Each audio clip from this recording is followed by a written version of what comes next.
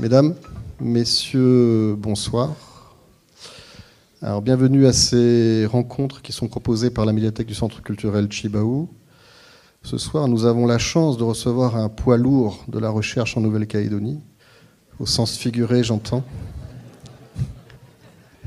Patrice Gaudin.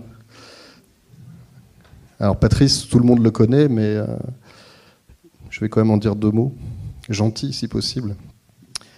Alors Patrice, c'est anthropologue, désormais enseignant à l'Université de la Nouvelle-Calédonie.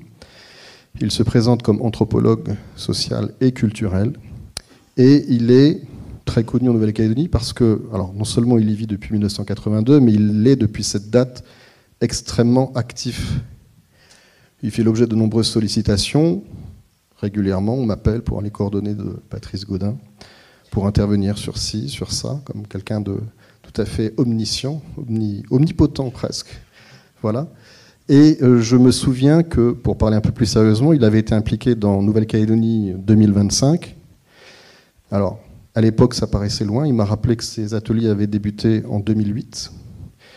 On est aujourd'hui en 2020, et c'est précisément la Nouvelle-Calédonie de 2020 dont il va nous parler ce soir, en essayant de nous rendre clairs des notions que vous allez voir apparaître, pluriel, composite, fragmenté, avec sa manière à lui qui est généralement, comme je dis souvent, une fois qu'il nous a expliqué les choses, on a l'impression d'être toujours plus intelligent après l'avoir croisé, ce qui, je dois dire, dans la région est assez rare.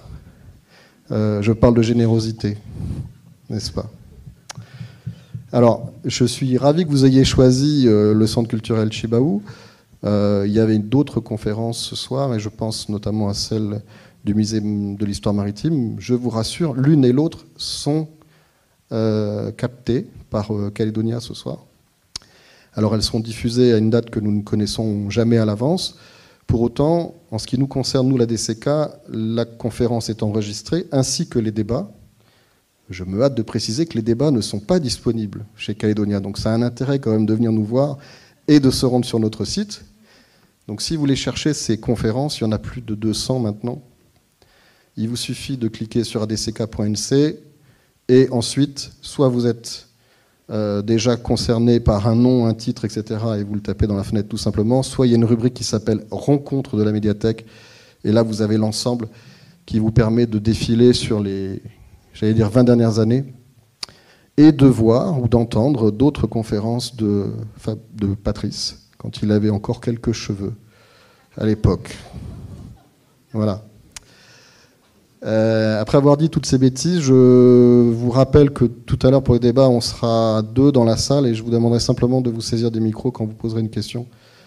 D'abord parce qu'on aimerait l'entendre, cette question, et surtout qu'elle soit enregistrée et qu'elle serve ensuite aux nombreux travaux qui ne manqueront pas d'être la suite de ce que vous allez découvrir ce soir au cours des 4 heures de projection.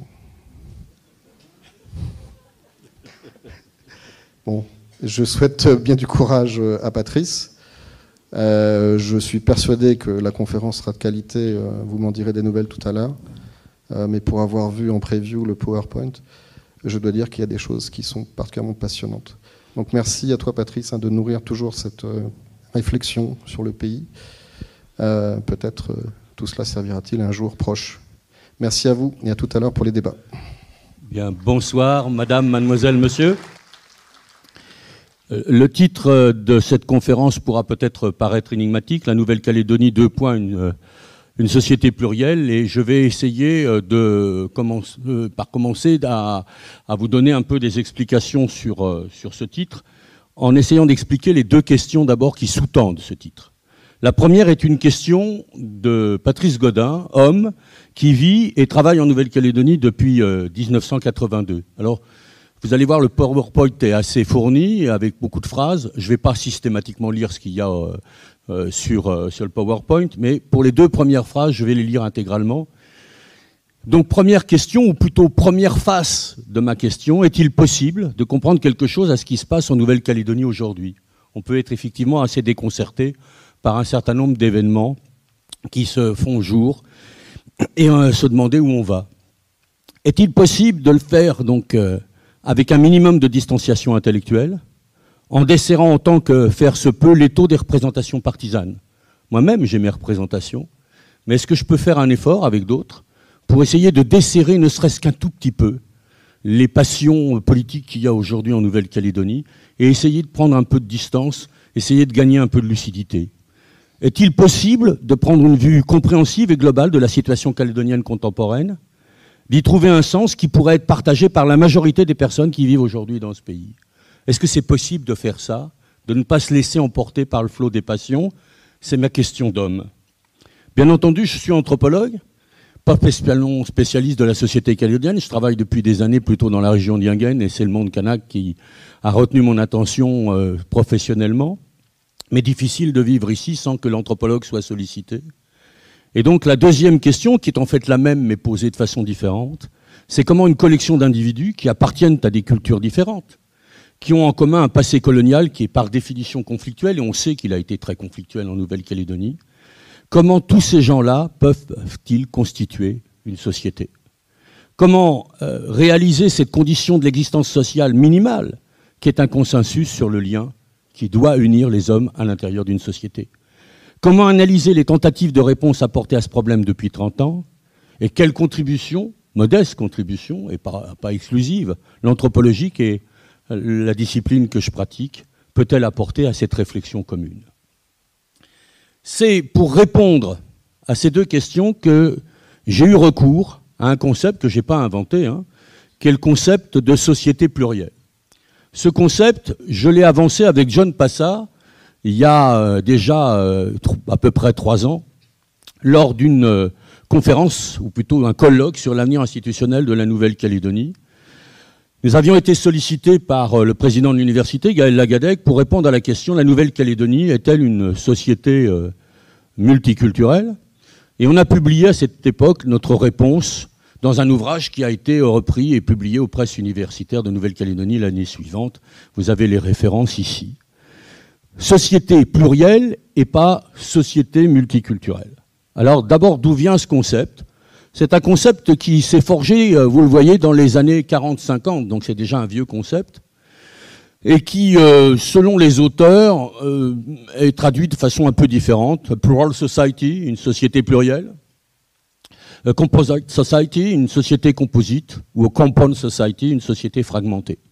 Chacune de ces appellations, d'une certaine manière, met l'accent sur une des propriétés de ce type de société, qui me semblait être un début de réponse aux questions que je me posais.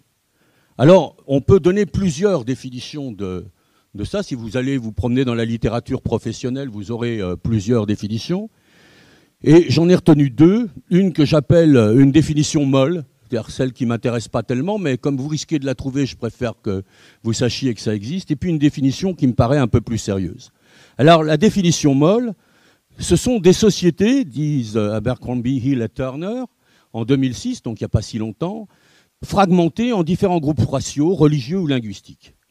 D'une certaine manière, on pourrait penser que c'est l'équivalent d'une société multiculturelle.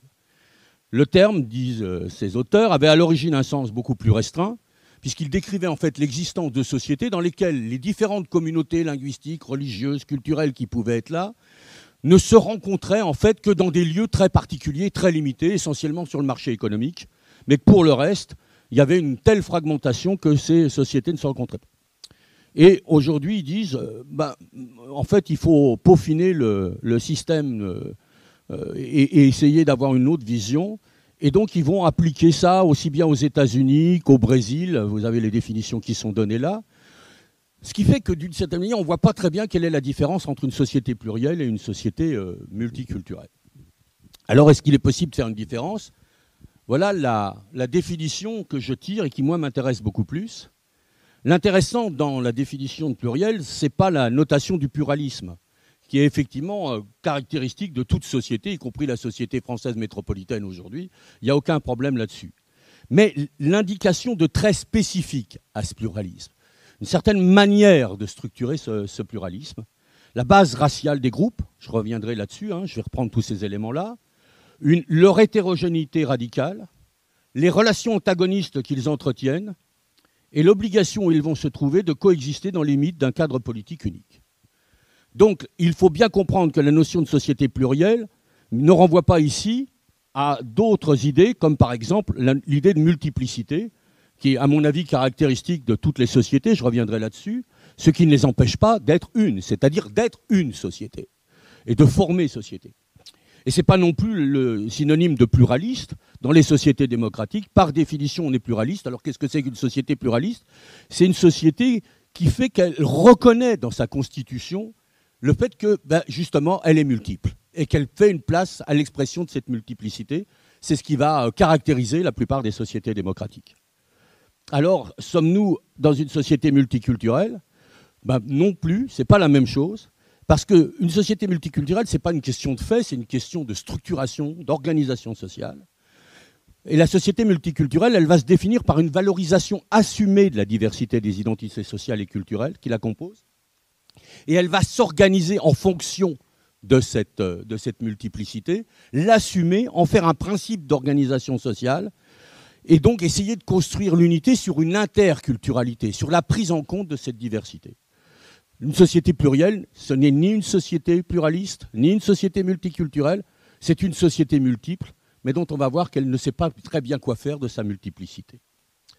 Alors, justement, ce qui va caractériser une société plurielle, dans le concept tel qu'il départ, pour moi, c'est une structuration particulière du lien social, c'est un modèle d'organisation sociale, je vais essayer de vous expliquer lequel, j'espère que je serai suffisamment clair.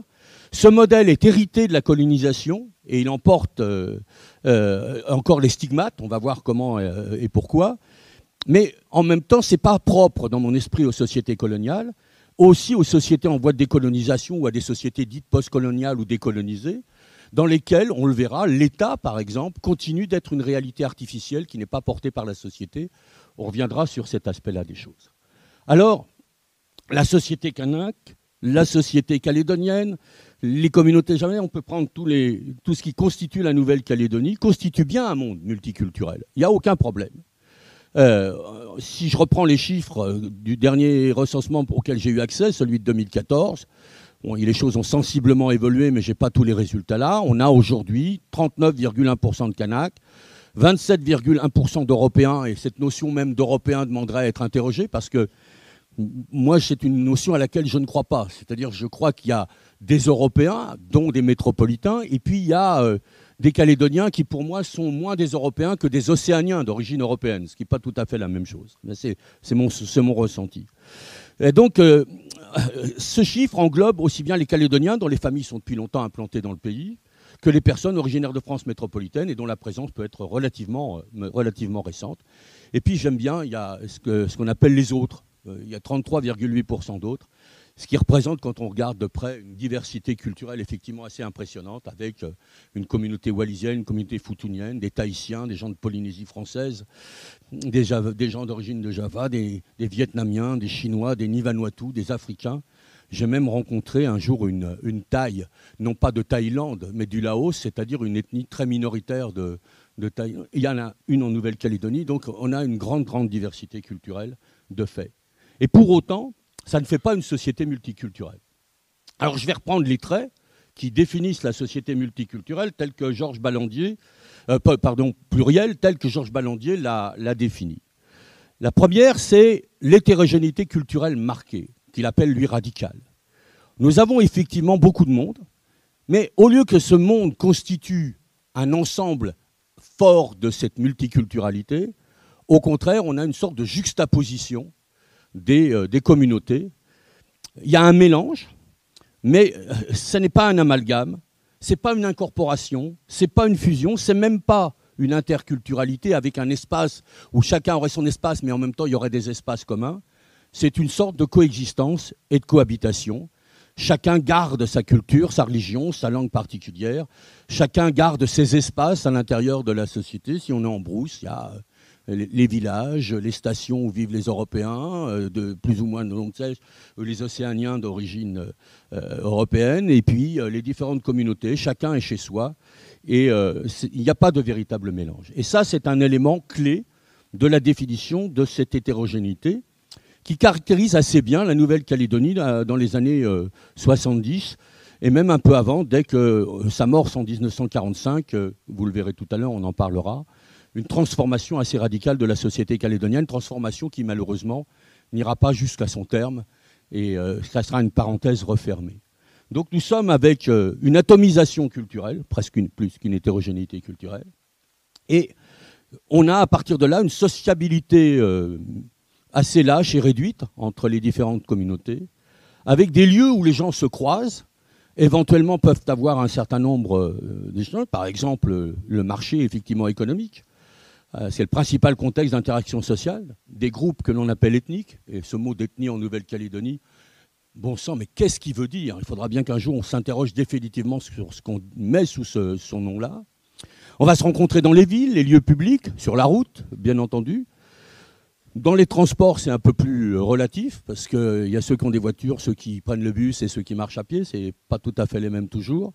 Il y a l'administration, les écoles, la justice, le travail, les entreprises, les magasins, les autres espaces commerciaux. Mais ce qui va caractériser fondamentalement effectivement cette société, c'est toujours que si on se croise dans ces endroits-là, en vérité, on se fréquente extrêmement peu, ou à la marge. Souvent, on me dit, mais on est dans une société très, très métissée, c'est vrai. Il y a un métissage biologique très, très fort. Mais ce qui est extraordinaire, justement, dans ce métissage, c'est que ce n'est pas un métissage de rencontres. C'est-à-dire qu'à part quelques exceptions, ça reste des endroits où, bien sûr, on sait ça, mais combien j'ai rencontré de Calédoniens qui me disent, j'ai une grand-mère qui était kanak, etc. Mais c'est où, c'est quand, comment, etc. Et là, on s'aperçoit que c'est assez difficile à dire. Alors, il y en a qui y arrivent, il y en a qui le disent. La carte n'est pas... Mais on sent bien que c'est là. Et puis surtout, ce qui est fondamental, c'est cette racialisation des communautés.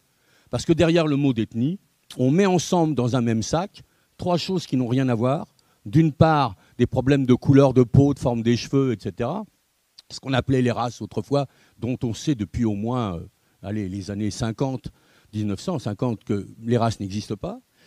La culture qui est là, et puis en vérité aussi un statut à l'intérieur de la société, statut plus ou moins prééminent. Donc, une sociabilité qui reste extrêmement là. Alors, bien sûr, il y a beaucoup de choses qui se sont passées depuis la signature des accords de Matignon-Oudinot et puis de l'accord de Nouméa. Il ne s'agit pas de... Alors, je donne un certain nombre d'éléments qui sont là. Beaucoup de choses se sont faites. Il y a eu la reconnaissance de l'identité kanak, le Sénat coutumier. On avait avant un conseil coutumier, puis devenu un Sénat coutumier, qui est une institution reconnue du territoire.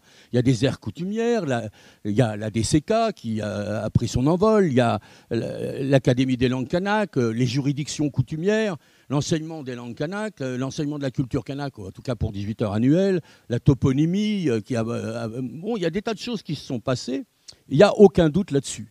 Mais ce qui est extraordinaire, c'est que malgré ces choses-là qui existent, ça ne crée toujours pas du lien. C'est-à-dire que cette reconnaissance multiculturelle a du mal à créer du lien. Alors, je vous donne quelques exemples. C'est ceux qui me sont venus au moment où je préparais cette conférence. Par exemple, le Sénat coutumier, pensez ce que vous voulez, mais élabore une charte des valeurs kanak. Cette charte des valeurs kanak, je ne sais pas si vous l'aviez compris, mais elle n'était pas destinée uniquement aux kanak. Elle était destinée à être diffusée dans la population avec l'espoir qu'il y aurait un dialogue autour de ça. Il n'y en a pas eu.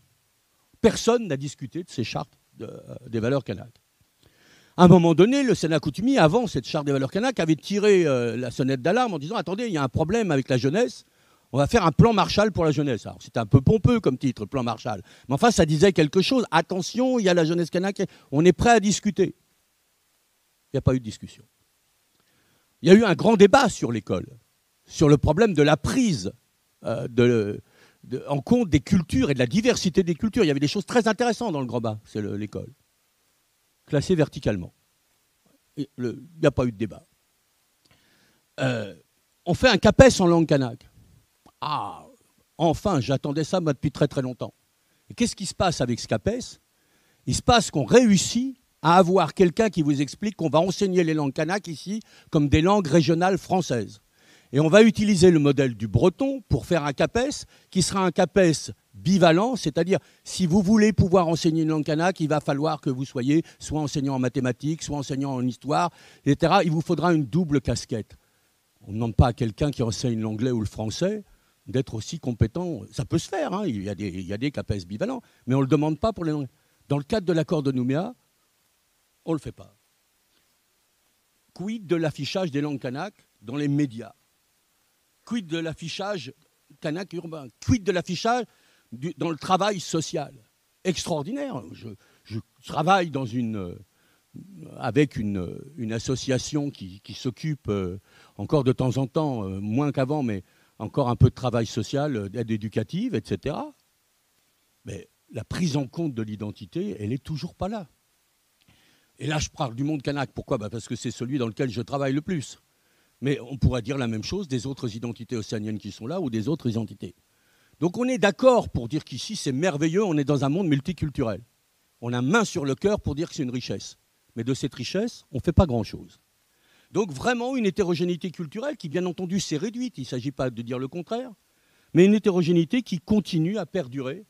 Et je vais essayer d'expliquer pourquoi. Parce que l'idée, ce n'est pas simplement de dénoncer les choses, c'est expliquer les raisons. Il faut comprendre ça, essayer de le comprendre.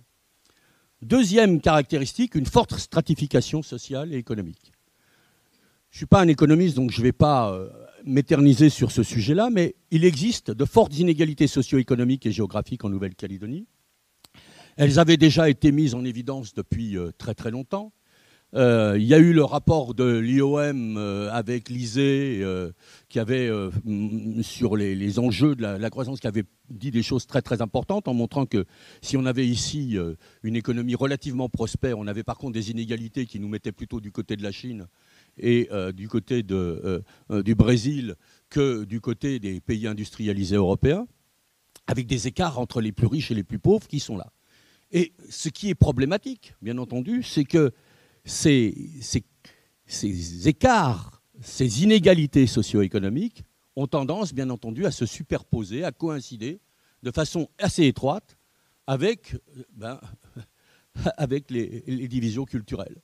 C'est-à-dire que ce n'est pas un hasard. Bien entendu, les fortunes les plus grandes de Nouvelle-Calédonie, vous l'aurez bien compris, ne sont ni chez les Wallisiens-Futuniens, ni chez les Kanaks, etc. Elles sont, bien entendu, beaucoup plus du côté des Océaniens d'origine, pour une partie d'entre eux d'origine européenne, ou même chez des métropolitains installés là depuis un certain temps. Donc on s'aperçoit que les inégalités sont très très marquées, mais ça reste vrai, y compris dans les différentes communautés. C'est-à-dire qu'il ne faut pas croire que parce qu'on est dans la communauté dite européenne, on bénéficie forcément d'un statut qui est un statut privilégié. Il y a des gens qui sont d'origine européenne et qui sont extrêmement modestes dans ce pays, qui connaissent des difficultés pour boucler la fin du mois. Mais globalement, il y a une très très grande inégalité, une stratification sociale, avec des gens extrêmement riches et des gens relativement pauvres, avec des écarts qui sont 8 fois plus importants ici, pour dire rapidement les choses, qu'elles ne sont ailleurs en Europe. Alors là aussi, des choses ont été faites, même si de façon assez significative, les tentatives pour essayer de faire évoluer les choses ont été difficiles. Alors, je reprends ici, juste parce que je n'ai pas le temps de m'éterniser, la 4e de couverture du livre qui avait été publié sous la direction de Séverine Boire, Jean-Michel Sourisseau, Séverine Blaise, etc., toute une série dont certains sont des collègues de l'université en 2016, et qui nous montrait qu'il y avait effectivement une évolution économique du pays. Le pays est de plus en plus intégré à des marchés mondiaux, libéralisés, dérégulés. L'urbanisation se confirme, il y a des nouvelles formes de croissance qui sont là. Mais ce qui est intéressant, en plus, il y a la place du non-marchand, qui reste quelque chose de très important. Donc il y a une industrialisation de la métallurgie qui a changé. Quant à la manière dont est réparti les revenus du nickel, il y a toute une série de choses très positives qui se sont passées. Mais récemment, c'est-à-dire en 2019, on voit qu'on est encore très très loin du compte en matière de développement économique. Et vous avez Catherine Ries, qui est une de mes collègues à l'université, qui vous explique que les petites économies insulaires, si elles veulent pouvoir avoir de la croissance à long terme, eh bien, il est très très important qu'elles essayent de réduire les inégalités sociales. Parce que souvent, on va justifier par l'économie les inégalités sociales. Or, c'est le contraire. Les inégalités sociales sont un obstacle à l'économie. Il est important d'ouvrir les marchés au commerce international et puis la qualité des institutions qu'on va avoir. Alors, l'ouverture au marché a été difficile. Nous sommes dans une économie qu'on appelle plutôt introvertie, c'est-à-dire fermée sur son marché intérieur, alors qu'il faudrait pouvoir ouvrir. Mais pour pouvoir ouvrir, bien entendu, il faudrait pouvoir produire des choses de plus grande qualité. Et on va s'apercevoir que dès qu'on essaye de produire et de faire avancer l'économie vers la production, une production économique, industrielle qui soit plus enrichissante pour permettre au pays d'être compétitif, on va essayer de couper les choses. On va préférer, par exemple, aller vendre du nickel à l'extérieur, ce qui ne rapporte rien, plutôt que de le transformer. C'est extraordinaire, alors que, bien entendu, ça va être la transformation qui va apporter quelque chose. Mais dès que quelqu'un va essayer de le faire, on va l'accuser de vouloir faire autre chose que ce qu'il essaye de faire, c'est-à-dire tout simplement son travail d'entrepreneur. Nous savions donc que la Nouvelle-Calédonie peut se construire ou construire sa propriété, mais elle ne devrait pas perdre de vue ces facteurs, et ça, c'est un point important sur lequel on est donné. Par ailleurs, ces inégalités vont se retrouver dans d'autres domaines. Alors, je ne vais pas épiloguer et donner toutes les informations là-dessus, ça nous prendrait trop de temps. On va juste parler de l'école, et puis je prends systématiquement des données qui sont difficilement contestables, par exemple celle de l'Atlas démographique de la Nouvelle-Calédonie, qui a été publiée notamment par l'ISEE donc en 2015. En Nouvelle-Calédonie, une personne sur 3 est sans diplôme. Ça, en 2015. En 2014, la proportion de personnes sans diplôme au sein de la population non scolarisée atteint 32,5% contre 37,5% en 2009 et 56% en 1989. Donc il y a des progrès. Mais la part des titulaires du baccalauréat général et technologique et des diplômés de l'enseignement supérieur s'établit à 36,5% des non scolarisés au lieu des 32% en 2009 et 17% en 2019. Donc le niveau de formation augmente. Le problème, c'est qu'il demeure disparate. Par exemple, le taux de non-diplômés atteint 49% dans la province des îles, plus de 45% en province nord, 30% en province sud. Le taux des bacheliers est aussi contrasté. Vous avez les chiffres qui sont là.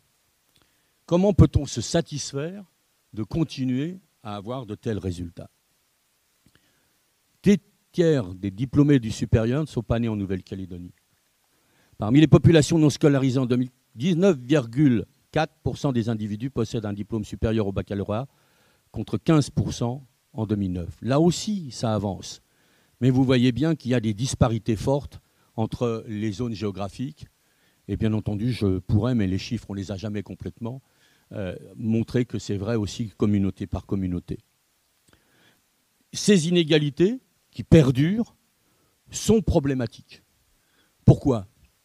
Parce que tout le monde sait qu'aujourd'hui en Nouvelle-Calédonie, il y a un certain nombre de problèmes, par exemple de montée de la délinquance, de montée de la violence. On n'arrête pas d'en parler. D'ailleurs, c'est un outil qui ne nous sert pas à réfléchir, mais à faire peur. C'est une sorte de langage en Nouvelle-Calédonie. On ne réfléchit pas sur la violence, on fait peur avec.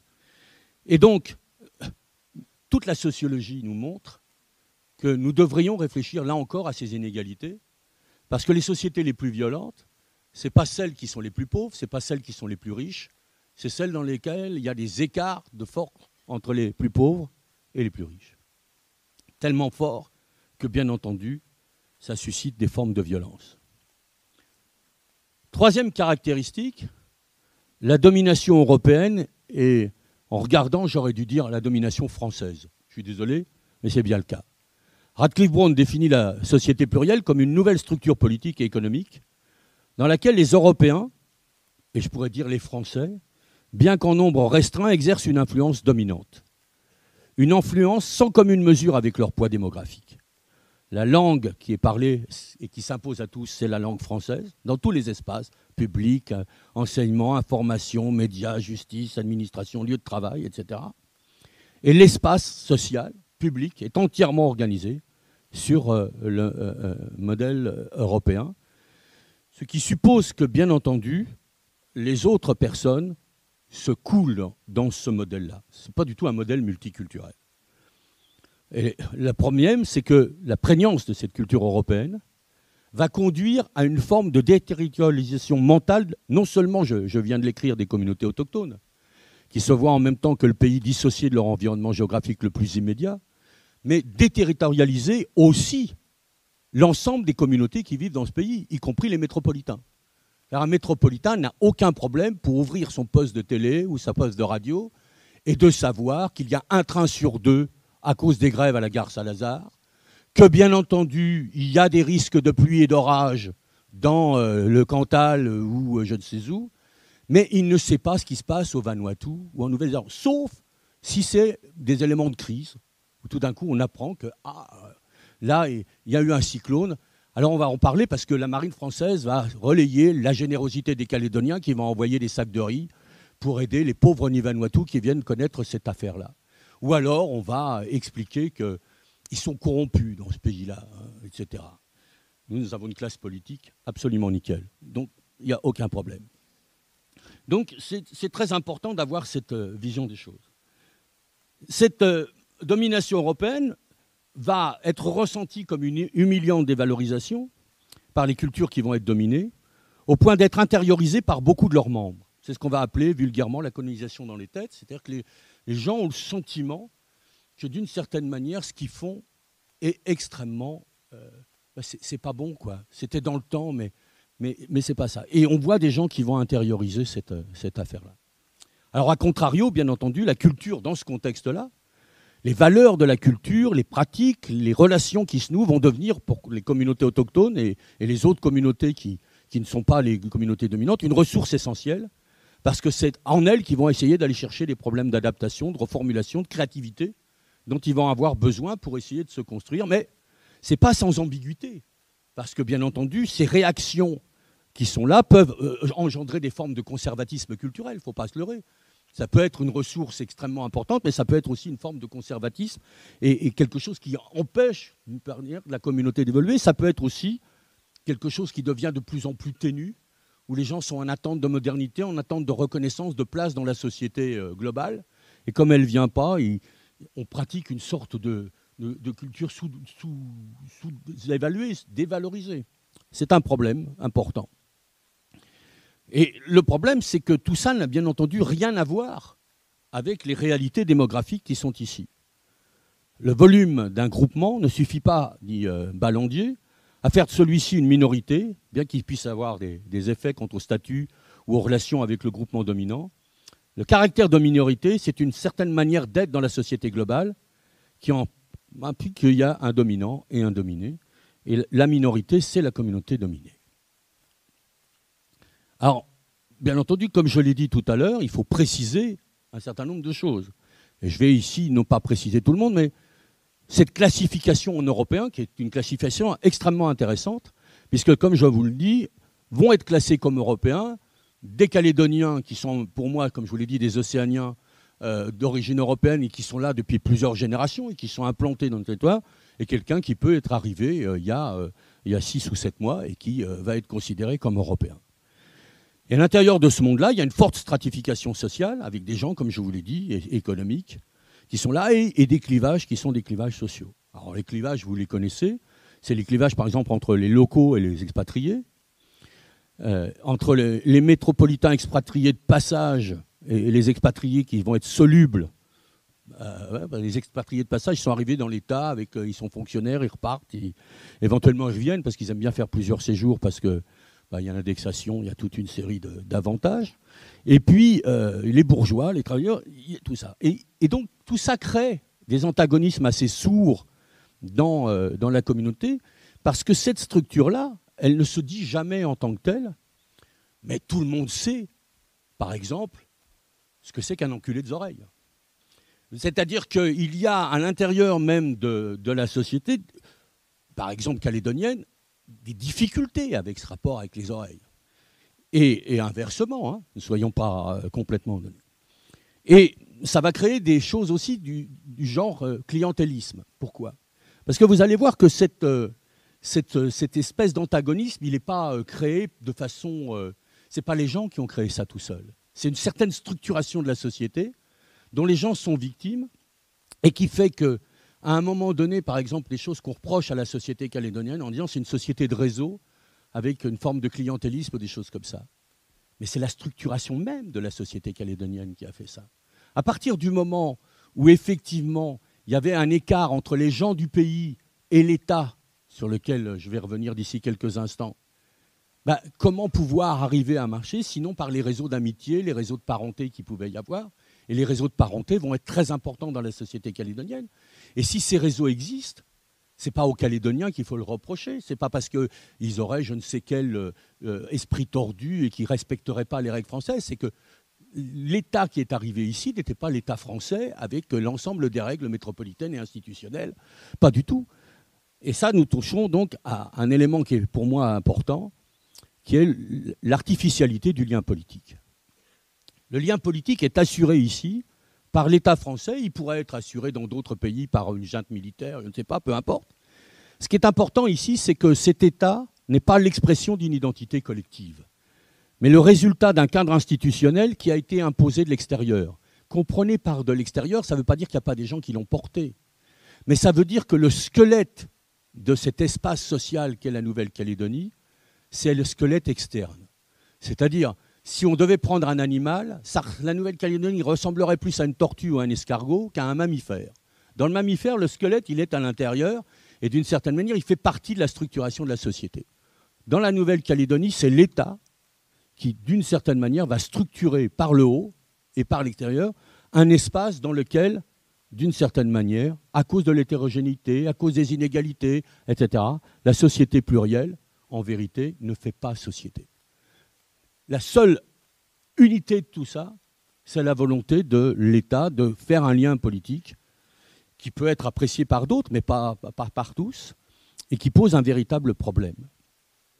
Alors on se demande pourquoi l'État français, parce qu'on pourrait m'objecter, mais attendez, l'État français, par exemple, il est sollicité pour régler les tensions et les désaccords.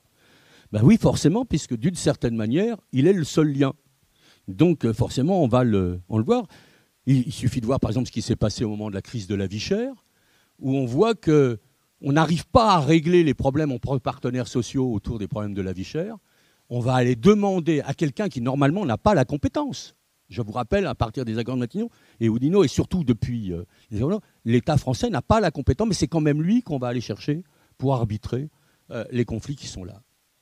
Ou alors, le pire, c'est la demande faite par un parti indépendantiste en 2010-2011, faite au Premier ministre François Fillon, et ça sera réitéré par la suite, de réunir une commission d'experts extérieurs au pays objectif et politiquement neutre pour déterminer si l'accord de Nouméa fait avancer la cause de la décolonisation ou pas dans le pays. Ce n'est pas le décolonisé qui va dire qu'il est décolonisé. On va aller demander au Premier ministre de la France, est-ce que ça marche? Est-ce qu'on est bien décolonisé? C'est très très surprenant, bien entendu. Or, qu'est-ce qui fonde, en principe, le domaine politique à l'intérieur du social? Un de mes maîtres en anthropologie, Louis Dumont, dit « Nous poserons que le niveau politique apparaît dès qu'une société conçue à l'ordinaire comme multiple se pose comme une face à d'autres, empiriquement, comme dans la guerre, ou idéologiquement, à partir de valeurs communes. La société commune est ipso facto supérieure à la société comme multiple et la commande idéologiquement. » On trouve là chez Rousseau opposant la volonté générale et la volonté de tous, le citoyen comme participant du souverain et comme sujet. Or, ce qui va apparaître fondamentalement dans la société calédonienne, et qui le reste, et qu'on voit tous les jours, il suffit d'écouter les uns et les autres, c'est l'absence d'intérêt général. On est dans une structure qui ne laisse pas émerger cet intérêt général. Alors, comment comprendre cette absence d'intérêt général, qui est un élément absolument important? Il faut aborder une dernière caractéristique, c'est les relations antagonistes à l'intérieur de la société. Les sociétés plurielles sont par définition traversées d'antagonisme. C'est généralement une structure sociale assez conflictuelle. Mais en Afrique, en Asie, cette structure qui émerge massivement dans les années 40 et 50 va progressivement se transformer avec les accessions à l'indépendance, même si cette structure subsiste dans de nombreuses sociétés dites décolonisées. On pourra en parler tout à l'heure si ça vous intéresse. Mais en Nouvelle-Calédonie, cette structure va durer. Elle va perdurer du fait d'une histoire politique conflictuelle qui a laissé des blessures profondes jusqu'à aujourd'hui.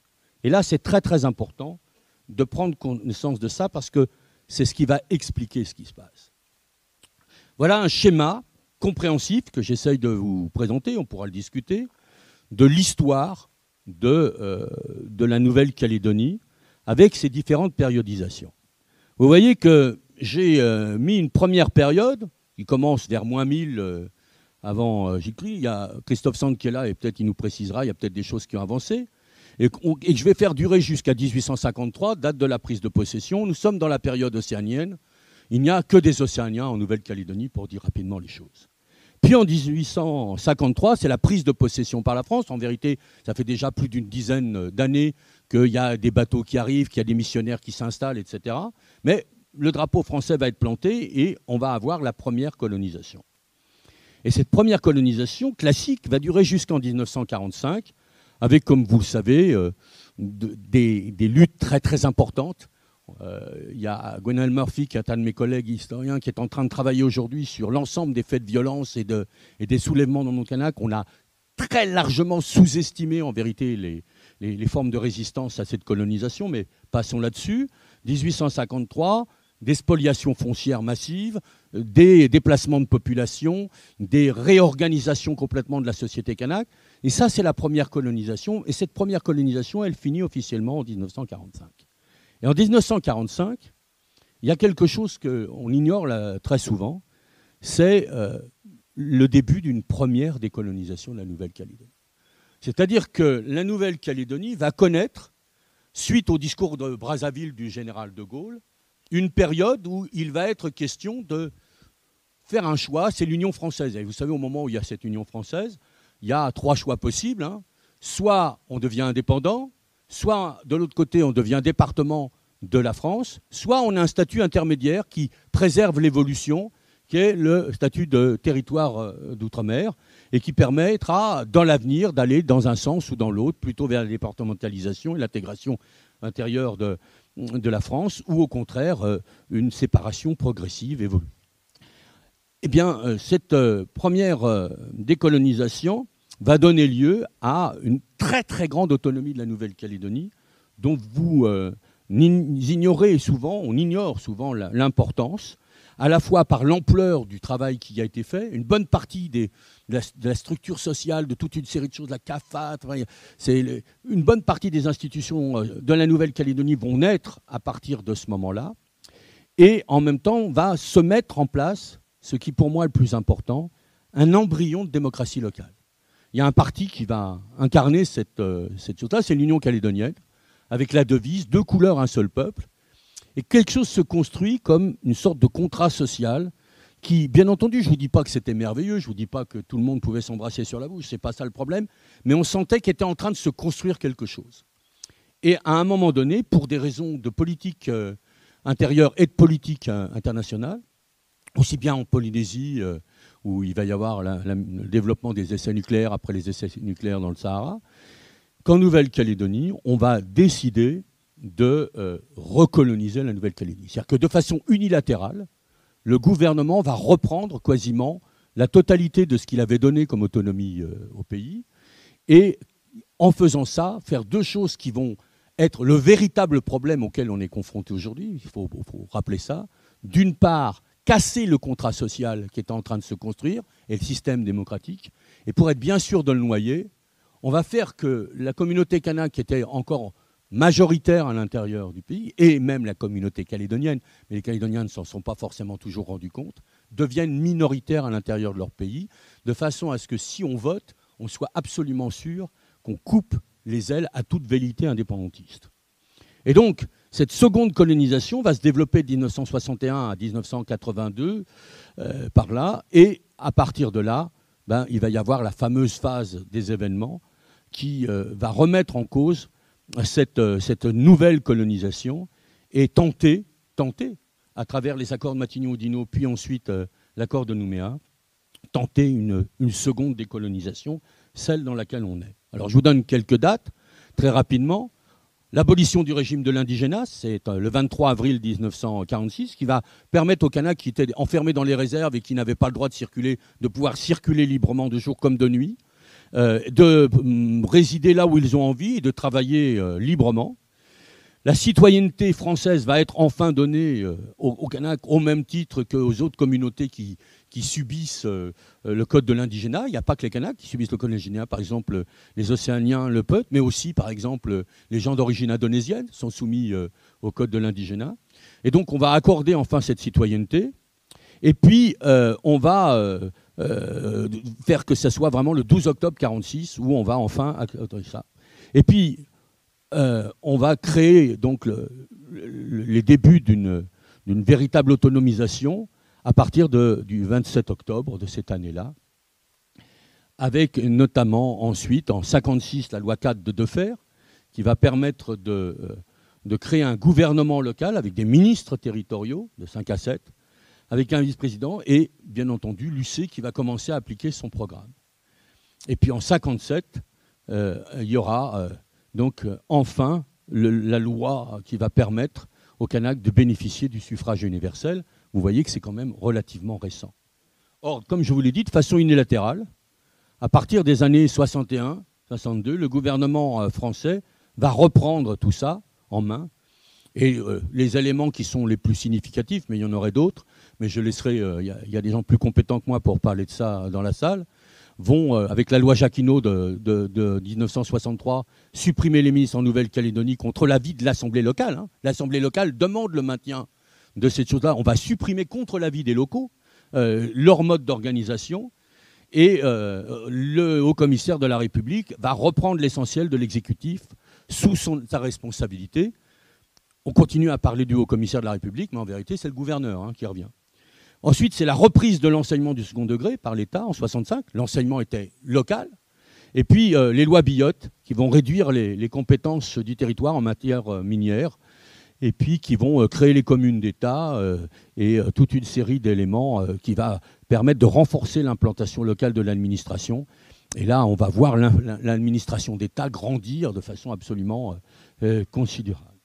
Et ça, de façon considérable, non seulement contre l'avis de la population locale, mais aussi le fait qu'en 1958, les représentants politiques de la Nouvelle-Calédonie étaient majoritairement autonomistes et avaient déclaré « on n'ira pas à l'indépendance, on ne la veut pas ».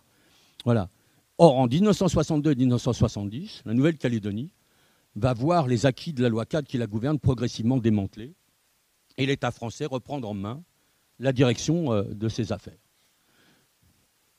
Or, avec la reprise de l'État, comme je vous l'ai dit, c'est en fait toute la construction démocratique qui était en train de se faire qui va être cassée.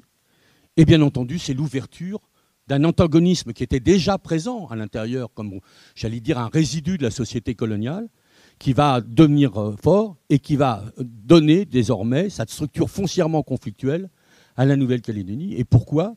Eh bien, parce que d'une certaine manière, les différences culturelles, les inégalités sociales et les clivages politiques vont se superposer. Et on va créer une sorte de bipartition radicale de la Nouvelle-Calédonie.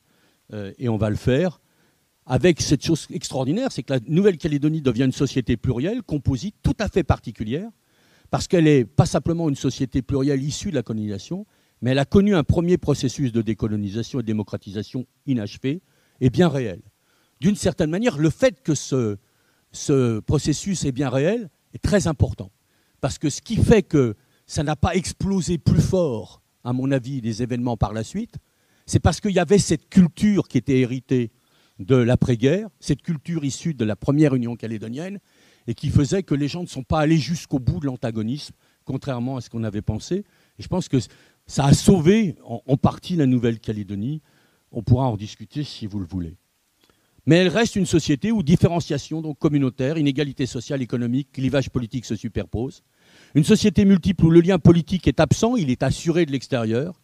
En fait, une société, comme je vous l'ai dit, qui ne fait pas société. Alors le résultat, ça va être la crise, vous la connaissez mieux que moi, montée du mouvement indépendantiste à partir des années 1970, ce qu'on appelait pudiquement les événements entre 1984 et 1988, et puis les accords politiques, ceux de Matignon-Oudinot, puis ensuite l'accord de Nouméa, qui vont essayer de se donner autour de 3 mots d'ordre. Je vous les donne, ces 3 mots d'ordre. Décolonisation, ce sont des accords de décolonisation. Création d'un destin commun et rééquilibrage socio-économique. Mais au lieu de considérer ces éléments comme des liens forts, on va essayer de les dissocier. Ça va être extrêmement intéressant. Je me souviens d'une question posée à Michel Rocard où il ramenait qu'est-ce que c'était que la décolonisation. On lui pose la question, c'est le rééquilibrage socio-économique. Ce n'est pas du tout autre chose que ça. Donc c'est intéressant. Et il y a une philosophie affichée de l'accord de Nouméa, une philosophie à laquelle beaucoup de gens ont adhéré, moi à commencer, qui est de suspendre la question institutionnelle pour ou contre l'indépendance de la Nouvelle-Calédonie, puisque c'est ce qui crée les événements en 1984. Donc on va essayer de sortir de cette question-là pour se donner le temps et le moyen de construire la société commune avant de reposer cette question. L'État se pose ainsi comme partenaire impartial de l'accord de Nouméa, soucieux d'accompagner les deux autres signataires dans la construction de la communauté de destin. L'État va être arbitre, respectueux des décisions des partenaires. Ça, c'est le schéma tel qu'il est dressé. Pour autant, en 2018, on voit bien que le résultat n'est pas complètement là.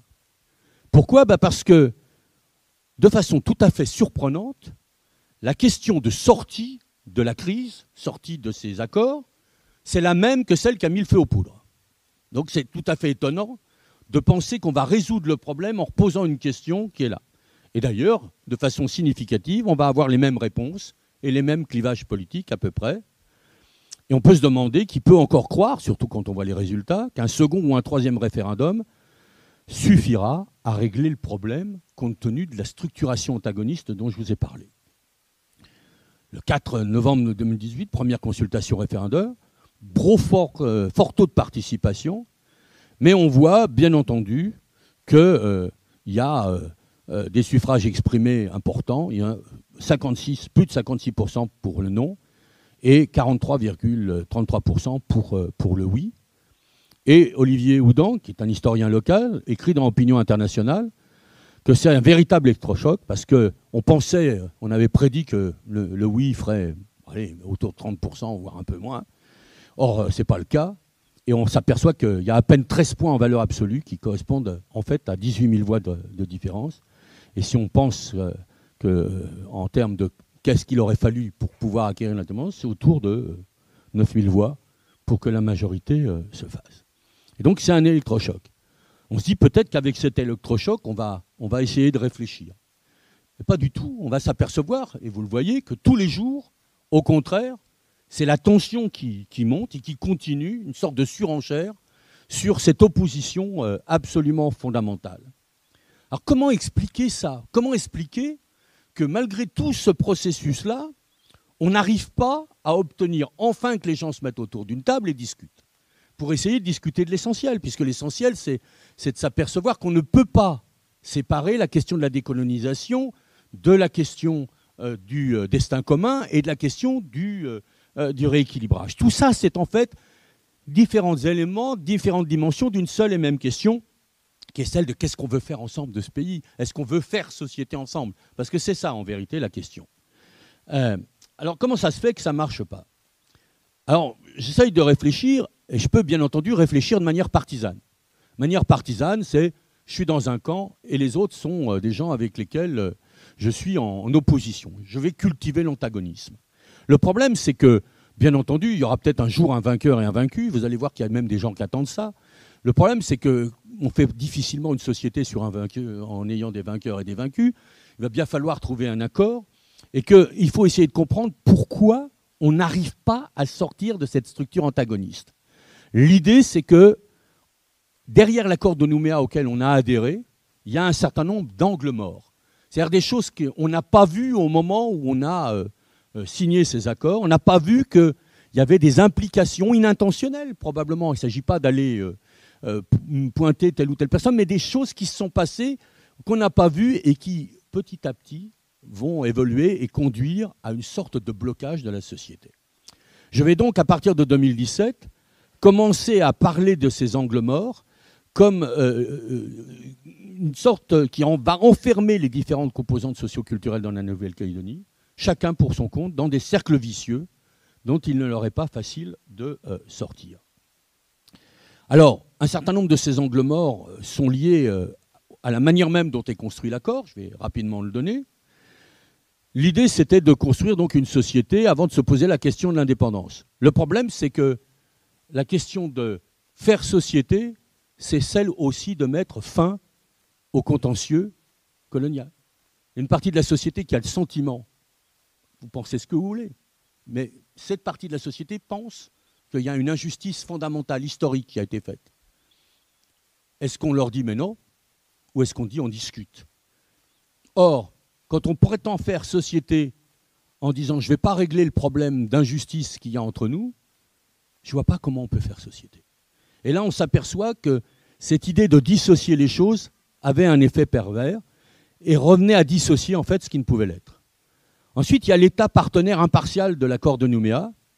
Et alors là, je dirais, c'est extraordinaire, puisque l'État, c'est l'État qui a colonisé la Nouvelle-Calédonie en 1853. Mais ce n'est pas lui qui va se donner la responsabilité de la décolonisation. Il va faire porter sur les épaules des Calédoniens, des Kanaks, de toutes les communautés qui sont là, la tâche de régler ce problème de décolonisation. Donc, c'est à eux de le faire, au nom de la démocratie, sauf qu'en vérité, bien entendu, l'État possède les clés. Et donc, je le dis ici, ça revient à confier à d'autres la charge d'ouvrir une porte dont l'État a seul la clé, ce qui est un véritable problème. Et puis, il y a l'État arbitre. Alors ça, c'est un truc qui nous a été répété. Alors, je ne sais pas, quand vous entendez le mot arbitre, moi j'aime bien, pas trop le foot, mais le rugby, mais je pense tout de suite match, confrontation, compétition, forcément avec ses gagnants et ses perdants. Et c'est un match qui va être joué avec constance par nos élus politiques. Ils sont tout le temps, non plus en train de se dire comment on va construire du lien social, mais est-ce que je vais voter pour ceci ou pour cela, parce que ça va faire inventer l'indépendance, ou au contraire, ça risque de la ralentir. Donc, est-ce que je vais voter pour ceci ou cela? Et donc, on est en permanence en train de jouer cette chose-là. Et le résultat, c'est qu'on échappe à la question fondamentale du lien social et de la décolonisation. On est simplement en train de jouer une partie où il doit y avoir un gagnant. Comment vous voulez faire société si on pense que la société, ça se construit avec des gagnants et des perdants? On construit difficilement la société. Donc, il y a un problème là, fondamental au départ de conception. Mais il faut aller plus loin et approfondir l'idée que j'émettais avec John Passa donc en 2017 d'injonction paradoxale. Alors là, je vais vous demander un petit effort théorique et je vous prie de m'excuser de ce que je suis en train de dire. C'est un terme traduit de l'anglais, double bind, qu'on traduit par double contrainte, double lien, double nœud, ou encore injonction donc paradoxale, et qui est un concept psychologique qui a été inventé par un de mes collègues, grand collègue, l'anthropologue britannique Gregory Bateson, quand il a essayé d'aborder le problème de la schizophrénie. C'est-à-dire, il expliquait la schizophrénie par le double bind. Et moi, je vais expliquer, non pas la schizophrénie locale, mais en tout cas expliquer pourquoi il y a un blocage local à partir de cet instrument-là. Ça situe l'origine de la pathologie d'un patient en psychologie dans la réitération par ses parents de vœux ou d'injonctions contradictoires qui vont placer la personne en tant que sujet dans une situation de conflit intérieur permanent, mais surtout relativement inextricable. Alors, l'exemple classique de cette affaire-là, de ces injonctions paradoxales, qui sont des injonctions contradictoires qui fait qu'on choisisse un morceau ou un autre de l'injonction paradoxale, on va désobéir, ou alors on va forcément perdre la mise. L'exemple classique donné par l'école de Palo Alto, qui s'est inspirée des thèses de Gregory Bateson, c'est l'injonction « soyez spontané ». Alors, s'il vous plaît, soyez spontané. Vous voyez bien ce que ça veut dire. Quand on vous enjoint d'être spontané, comment on fait? Est-ce que je suis spontané? Comment je peux construire la spontanéité si on m'enjoint d'être spontané? Le résultat, c'est quoi qu'on fasse, on est perdant, on se sent coupable, sans nécessairement d'ailleurs toujours comprendre pourquoi, dit Elena Forest, qui développe j'ai choisi cette définition dans un des endroits où elle est exprimée de façon assez simple, qui est le journal économique Les Échos, en 2014. Alors, un bon exemple encore de ce qu'on appelle une injonction paradoxale, c'est l'histoire de deux cravates de Dan Greenburg. Une mère offre à son fils 2 cravates, et voyant son fils en train de mettre sa cravate, lui dit « Ah, dis donc, je savais que l'autre ne te plairait pas. » Alors, cette situation illustre la quintessence du double nœud. Quoi que tu fasses, tu rendras ta mère malheureuse. Elle qui est si bonne avec toi, etc. Autrement dit, tu as mis une cravate, preuve que tu ne m'aimes pas, tu n'aimes pas l'autre. Tu en as mis 2 en même temps, preuve que tu es fou. Voilà, donc c'est problématique. Donc pour s'en sortir, disent les psychologues, le fils ne doit surtout pas réaffirmer comme d'habitude, mais si j'aime bien l'autre, parce que alors là, la mère a un petit sourire triste, elle dit, et en plus il me ment. C'est affreux, affreux. Donc il lui faut différemment répondre directement au non-dit de l'échange, qui est le reproche caché, car il ne s'agit pas de cravate, mais de l'amour en fait du fils pour la mère, parce que c'est ça l'enjeu. Et là, donc, il faut changer de niveau, sortir par le haut en hiérarchisant les choses et en disant, la proposition qui est faite par Maforat, tu as raison, maman, nos goûts sont différents, mais en vérité, je n'aime ni l'une ni l'autre de tes cravates. Mais si j'en mets une, c'est parce que c'est toi que j'aime, parce que c'est toi qui me l'as offerte. Alors là, super. Bon, alors, ce qu'il faut retenir de tout ça, dans le contexte calédonien contemporain, c'est la notion de double lien ou d'injonction paradoxale, comme réitération d'injonctions contradictoires qui placent ceux qui les reçoivent dans des situations de conflit avec eux-mêmes et par extension avec les autres. Mais des situations dont ils ne peuvent pas arriver à sortir. Alors, ces injonctions paradoxales, on va voir qui les émet, mais elles sont émises en tout cas par l'accord de Nouméa. Donc je vous propose de repérer un certain nombre d'injonctions paradoxales dans les accords politiques qui sont là. Alors, la communauté kanak va sortir un peu mieux de ces injonctions paradoxales. Elle est majoritairement indépendantiste et on lui dit de façon très très claire, tu as un droit imprescriptible à l'autodétermination et à la décolonisation. Tu as été colonisé, tu as le droit d'être décolonisé. Mais attention, avec la communauté de destin, au nom de l'idéologie démocratique, tu dois non seulement faire place aux autres et à leurs droits, ce qui est acté depuis 1988, c'est-à-dire depuis les accords de Matignon-Oudinot, la reconnaissance de la possibilité pour tout le monde d'être dans ces communautés, mais tu dois subordonner l'exercice de ton droit à l'autodétermination à l'approbation de ces autres populations qui sont aujourd'hui majoritaires électoralement, mais qui n'ont pas elles-mêmes été colonisées. Autrement dit, ton droit est imprescriptible, mais en vérité, il est conditionnel. Le droit inné et actif à l'autodétermination est transformé en obligation de convaincre les autres. Ce n'est pas à l'État français qui est colonial de décoloniser, non, non. C'est à toutes les autres communautés d'assumer le fait qu'il faut décoloniser et que l'État français, bien entendu, lui, ne s'en charge pas. Ce qu'on a donné d'une main est repris de l'autre. Et donc, il y a quelque chose d'assez particulier. Et ça va conduire le monde kanak à partir d'une définition en disant « mais nous avons le droit à l'indépendance » et de revendiquer ce droit à l'indépendance, à « bon, d'accord, on va faire une place aux victimes de l'histoire. D'accord, on va changer un peu le corps électoral. Oui, d'accord, on va peut-être pas faire l'indépendance pure et simple, on va essayer de faire l'indépendance partenariat. » C'est à chaque fois de faire des éléments pour essayer de convaincre les autres, puisque c'est la seule solution que l'État laisse pour voir que, enfin, ce droit imprescriptible puisse aboutir. Les Calédoniens, citoyens non kanaks, majoritairement non indépendantistes, alors eux sont pris dans une, et on va voir que c'est le plus important, promettre la préservation de leurs droits de citoyens français. Vous êtes citoyen français, vous avez des droits, c'est la démocratie. Mais attention, parce que dans cette affaire, c'est à vous d'endosser, quasiment à vous tout seul, le poids de la colonisation. Alors que vous n'en avez pas été les principaux instigateurs, qu'il y a bien entendu des gens qui ont profité du système colonial, mais beaucoup de Calédoniens, à commencer par les descendants, par exemple, de déportés, et les gens qui ont été aussi les descendants de Bagnat, etc., ils n'ont pas demandé à être là. Eh bien, c'est vous qui allez porter la solution du contentieux colonial. Et bien entendu, il va falloir que vous le fassiez, même si, d'une certaine manière, ceux-ci ont du mal à se dire, mais moi, si je fais ça, qu'est-ce qui va me rester? Parce que qu'est-ce que je vais devenir, moi, si cette affaire-là, je vais perdre une partie de ma position sociale, etc. En apparence, bien sûr, l'État français lui-même n'est pas épargné, puisqu'au nom des principes de la République, comme aux yeux de la communauté internationale, il va falloir à la fois décoloniser, c'est important, préserver les droits de ses ressortissants, respecter sa constitution et tenter de maintenir autant que faire se peut la position française dans le Pacifique. Ça ressemble à un grand écart, mais en apparence seulement. Ainsi qu'en témoigne le fait que la France ne tient que partiellement, d'ailleurs, ses engagements internationaux. C'est intéressant de savoir ce qu'il nous... La déclaration de l'ONU de 1960 sur l'octroi de l'indépendance aux pays et aux peuples colonisés fait l'obligation à ses signataires de mettre rapidement et inconditionnellement fin au colonialisme, c'est-à-dire de promouvoir, dans le cadre de la préparation du référendum sur ces questions, ou des référendums, de promouvoir la décolonisation. Et compte tenu du contexte, d'assumer sa responsabilité d'État colonisateur et de faire des propositions très concrètes pour aider les gens à construire cette communauté de destin. Or, on les met dans le match, débrouillez-vous, et bien entendu, on n'assume pas cette réalité-là, cette tâche.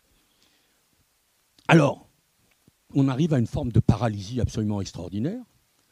Opter pour l'indépendance, c'est perdre sa situation privilégiée, même si cette situation privilégiée est en partie illusoire. D'abord parce que dans le monde actuel, il n'y a pas de véritable sécurité économique, que comme je vous l'ai dit, on est dans une économie introvertie, avec des effets pervers de la tutelle étatique dans cette affaire-là. Mais rester dans la France, c'est accepter d'endosser devant les indépendantistes et donc les Kanaks et les colonisés la responsabilité de la colonisation. C'est vous qui n'avez pas voulu décoloniser.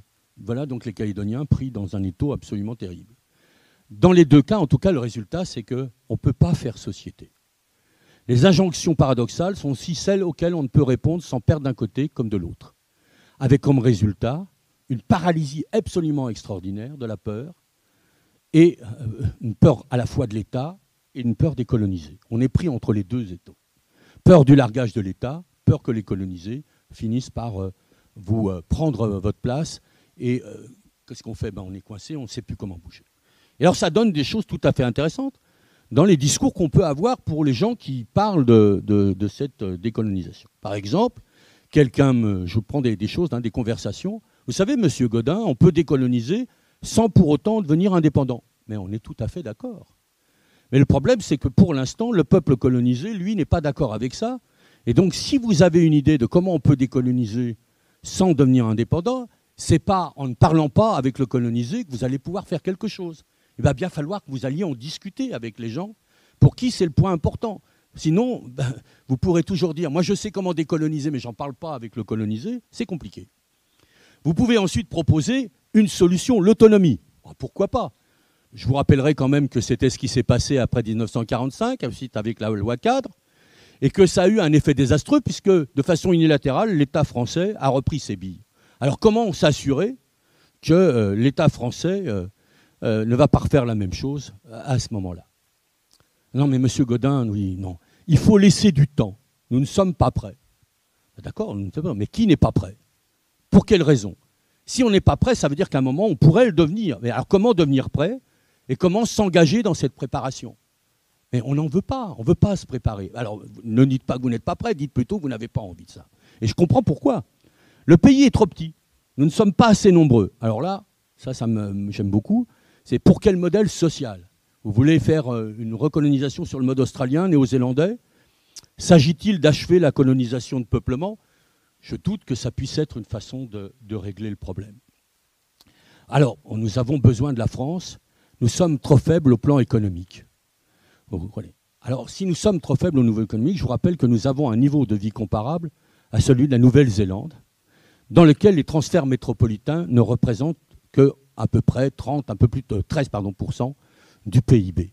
Je ne vous dis pas que c'est rien, mais je vous dis qu'il y a quand même une possibilité dans le cadre d'une réflexion avec l'État français de réfléchir à ces éléments-là. Et c'est important. Et c'est d'autant plus important que quand on voit l'aide de la France récente, vous allez avoir autour de 50 milliards qui vont être donnés suite à la crise de coronavirus. Et quand je dis donner, ce n'est pas vrai, c'est prêté. C'est-à-dire que l'État va endetter la Nouvelle-Calédonie pour un nombre d'années assez conséquent, en tout cas plusieurs dizaines d'années, probablement, en tout cas au moins plus de 10 ans. Ça, c'est une aide, on vous endette. C'est extraordinaire parce qu'en même temps, l'État français, si vous suivez ce qui se passe sur les problèmes du coronavirus en Europe, est en train de négocier au niveau avec ses partenaires européens pour mutualiser la dette, pour essayer de faire qu'il y ait des moyens de rembourser sans que les contribuables français aient à payer. Alors c'est extraordinaire parce que on a beau être citoyen français, ici, on ne vous traitera pas de la même manière qu'en Europe. Plus personne n'est indépendant aujourd'hui, M. Gaudin. Il y a une interdépendance mondiale. Tout à fait d'accord.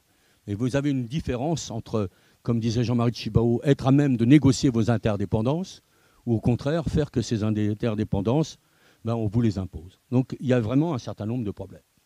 Alors, mais il y a peut-être un projet quand même. Si l'indépendance, ce n'est pas le projet, moi je comprends bien qu'on puisse le dire. Quel est le véritable projet alternatif de décolonisation et de construction du lien social, politique à l'intérieur de cette société ? Il n'y en a pas. Alors pourquoi il n'y en a pas ? Faut-il penser qu'on n'en veut pas ? Faut-il penser qu'en fait le seul projet c'est la dépendance ? Ou faut-il penser que d'une certaine manière on ne peut pas ? Avec l'injonction paradoxale, on ne peut pas construire le lien social parce que construire le lien social, c'est décoloniser réciproquement. Alors c'est vrai que du côté indépendantiste, on vous dit, pour qu'on puisse faire la communauté de destin et aller jusqu'au bout de la communauté de destin, il faut construire le lien social. Pour pouvoir faire ça, il faut décoloniser. La décolonisation est nécessaire. Et donc, ça s'entend de l'autre côté comme si je construis le lien social, c'est le résultat de l'injonction paradoxale, alors à ce moment-là, je mets un pied dans la décolonisation. Vous ne me croyez pas? Alors je vous donne quelques exemples. Le drapeau commun. Vous avez vu qu'il y avait un débat, puisqu'on a fêté l'anniversaire tout du drapeau commun. Et quand vous regardez pourquoi on va élever le drapeau indépendantiste à côté du drapeau français, ce n'est pas parce qu'on n'a pas trouvé de solution au drapeau commun. C'est parce qu'on craint que le drapeau commun soit en fait une marche vers l'indépendance. Si on fait lien social, on va vers l'indépendance. Extraordinaire. Essayons de construire une communauté. Ah non, non, on ne va pas le faire. Il y a un schéma d'aménagement et de développement en Nouvelle-Calédonie. Il y a Gérald Cortot qui est là, il y a Mme Temreau qui était au gouvernement qui a lancé cette affaire-là. Ça devait être lancé dès 1998 avec la signature de l'accord Nouméa. On aura fallu attendre 10 ans avant que ce schéma soit là en place. Et ce schéma, il avait un but précis, c'était de faire que, du fait de la division qu'il y avait entre les différentes provinces, en matière d'économie, d'aménagement, on se donne les moyens d'avoir une pensée pays.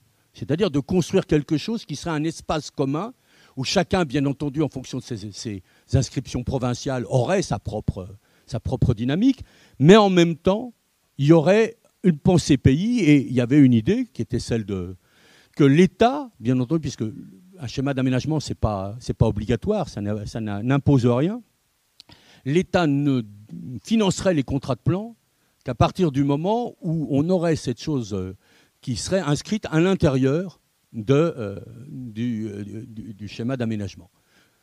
Bien entendu, qu'est-ce qu'on a fait? On a classé le schéma d'aménagement, on l'a enterré. On l'a enterré, pourquoi? Parce que ça créait un espace commun. Pareil pour le grand projet pour l'école. On était en train de créer un projet d'école pays, malgré le fait qu'il y avait les provinces, etc. On a classé verticalement le grand projet pour l'école. Et alors le plus extraordinaire, c'est en ce moment, vous avez un débat qui est lancé, qui est de dire, il y a un projet minier il y a l'usine de Goro, ça pose un certain nombre de problèmes. Il y a un problème, peut-être ça vaudrait le coup d'essayer de penser ça échelle pays. C'est-à-dire qu'on va appliquer, alors c'est une proposition qui c'est au niveau du pays, on va peut-être pouvoir construire d'une certaine manière un projet commun autour de cette usine-là. Je vous rappelle par hasard que la province Nord a depuis très très longtemps sollicité le fait que ce qui se passe au niveau dans le projet Cognambo soit aussi un projet pays. L'idée que la SMSP puisse devenir une entreprise à l'échelle pays, c'est une proposition depuis très longtemps. Eh bien, vous allez avoir un article sur un blog que je nommerai pas, extraordinaire, qui vous explique que si ils veulent faire pays, c'est parce que la province Nord veut bouffer la part de la province Sud. Quand on en est là, c'est-à-dire à penser que dès qu'on vous dit quelque chose, on va faire quelque chose ensemble, on ne peut pas le faire parce que les autres vont nous manger, vous voyez bien qu'il y a quelque chose qui est de cet ordre, de cette injonction paradoxale, des effets de cette injonction paradoxale, qui fait que les gens sont pris dans cette idée que tout lien social ne peut, d'une certaine manière, qu'amener à la décolonisation. Alors, bien entendu, on vous mettra la main sur le cœur en vous disant « Oui, mais attendez, nous sommes pour une communauté de destin où il n'y a pas d'ethnie qui en domine une autre. » Mais le problème, justement, c'est qu'il y a une ethnie qui a l'impression d'être dominée. Alors, comment on fait pour essayer de résoudre ce problème si c'est ça la vérité? On s'aperçoit qu'on n'y arrive pas. Le résultat, c'est que tout ça n'est pas simplement en train de faire un blocage à l'intérieur de la société, tout ça est en train de générer de la peur partout. Il y a une peur absolument extraordinaire, non seulement que la violence revienne, mais peur des autochtones vis-à-vis de l'État, de sa police, son administration, de la violence arbitraire, peur des Blancs et de l'ensemble des communautés dites européennes vis-à-vis des autochtones qu'ils ne connaissent pas, ne comprennent pas et dont ils craignent la violence, qui est toujours ressentie parce qu'ils la voient, ils ont l'impression que, sous prétexte que les gens disent rien, d'une certaine manière, il ne se passe rien dans leur tête. Elle est toujours ressentie comme imprévisible, incompréhensible.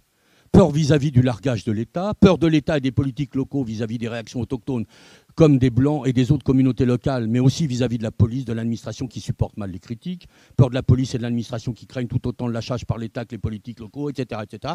Tout le monde a peur de tout le monde. Et parce que personne n'arrive à faire un pas qui est là. Alors, est-ce qu'on peut sortir de cette affaire-là? J'en sais rien, je vous propose d'en discuter. en disant que la première chose qui est importante, en tout cas, c'est celui qui envoie des messages subliminaux et paradoxaux, il faut le réintroduire dans la discussion. Il faut réintroduire l'État dans la discussion pour savoir ce que l'État veut en Nouvelle-Calédonie. Qu'il dise ce qu'il veut. Parce qu'à partir de ce moment-là, on ne sera plus dans un face-à-face, dans un duel. On sera dans une discussion où tous les partenaires seront réellement autour de la table et feront valoir leurs besoins, leurs intérêts, leurs valeurs, etc. Et comme tout discute à trois, il y a des médiations qui peuvent être pensées et on pourra peut-être enfin discuter de ce qui est fondamental. Mais pour ça, il faut que l'État arrête de sortir du jeu et qu'il parle. Par ailleurs, il faut comprendre que le débat sur la décolonisation ne concerne pas la rupture des liens. Retrouver ce que Mathias Chauchat a appelé la question sèche et clivante, en disant on nous ramène à cette affaire-là, le problème n'est pas de la rupture des liens, mais de leur transformation. Il s'agit de savoir comment on peut transformer ces relations et que cela implique tous les partenaires. Le but, c'est de refuser les prétendues leçons de l'histoire qui nous auraient éloignés les uns des autres, c'est de travailler à concilier ce que l'histoire s'est efforcée d'exposer, et surtout, c'est de discuter de ce qui fait problème et d'aller jusqu'au bout. Quand est-ce qu'on va se mettre autour d'une table dans ce pays pour discuter enfin de ce qui fâche? Tant qu'on ne discutera pas de ces problèmes-là, et tant que l'État ne voudra pas prendre sa part de responsabilité dans cette affaire-là, l'État continuera d'enfermer les Calédoniens, les Kanaks, dans ce même blocage absolument impossible à sortir. C'est cet effet pervers qu'il va falloir à un moment donné donner. Et pour ça, il y a une phrase d'Einstein, un problème créé ne peut être résolu en réfléchissant de la même manière qu'il a été créé. C'est assez simple comme principe. Sortons de ça. Et l'autre phrase que je vais vous lire, qui est une phrase de mon maître Louis Dumont, le respect de l'autre passe par le respect des valeurs qui sous-tendent la vie de toute société humaine. En d'autres termes, la société n'est pas seulement un canton particulier de la nature, ni une sorte de résidu dénué de sens en soi, des visées individuelles. La société est sens, domaine et condition du sens. Nous ne pourrons pas donner de sens à ce qui est en train de se passer dans ce pays si nous ne faisons pas société, et nous ne pourrons pas faire société si nous ne réglons pas les contentieux qui continuent d'exister à l'intérieur de cette société. La société est un substrat. Un substrat, vous savez, c'est ce qui existe dans un être indépendamment de ses qualités et qui sert de support à celle-ci. La société calédonienne, cet espace, en vérité, la société plurielle, c'est une société multiple, mais c'est une société sans substrat. Merci de votre attention.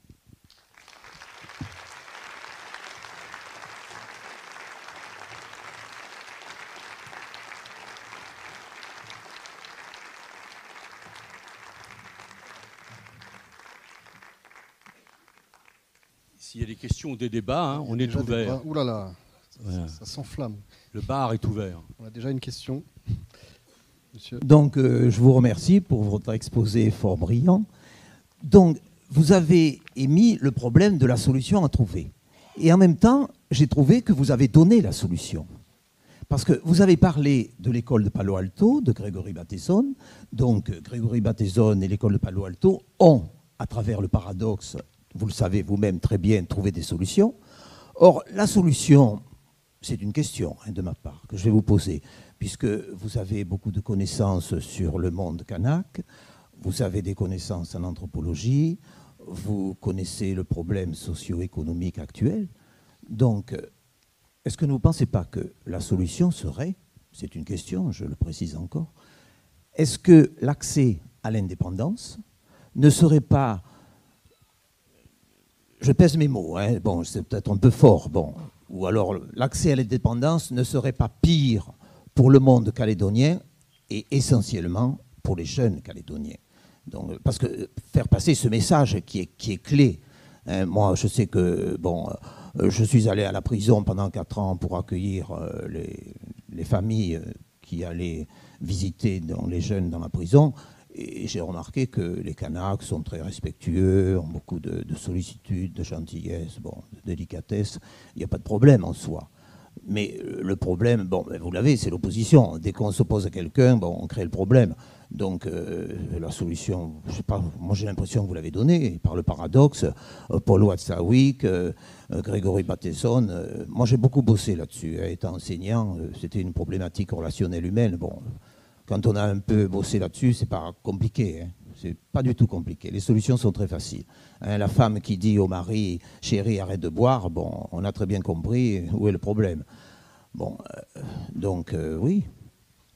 Est-ce que l'accès à l'indépendance ne serait pas une catastrophe pour le monde calédonien, les jeunes, essentiellement les jeunes, hein, les jeunes calédoniens. Voilà. Merci. C'est extraordinaire parce que vous nous parlez de l'injonction paradoxale et en même temps, d'une certaine manière, vous en reformulez un des termes de la contradiction.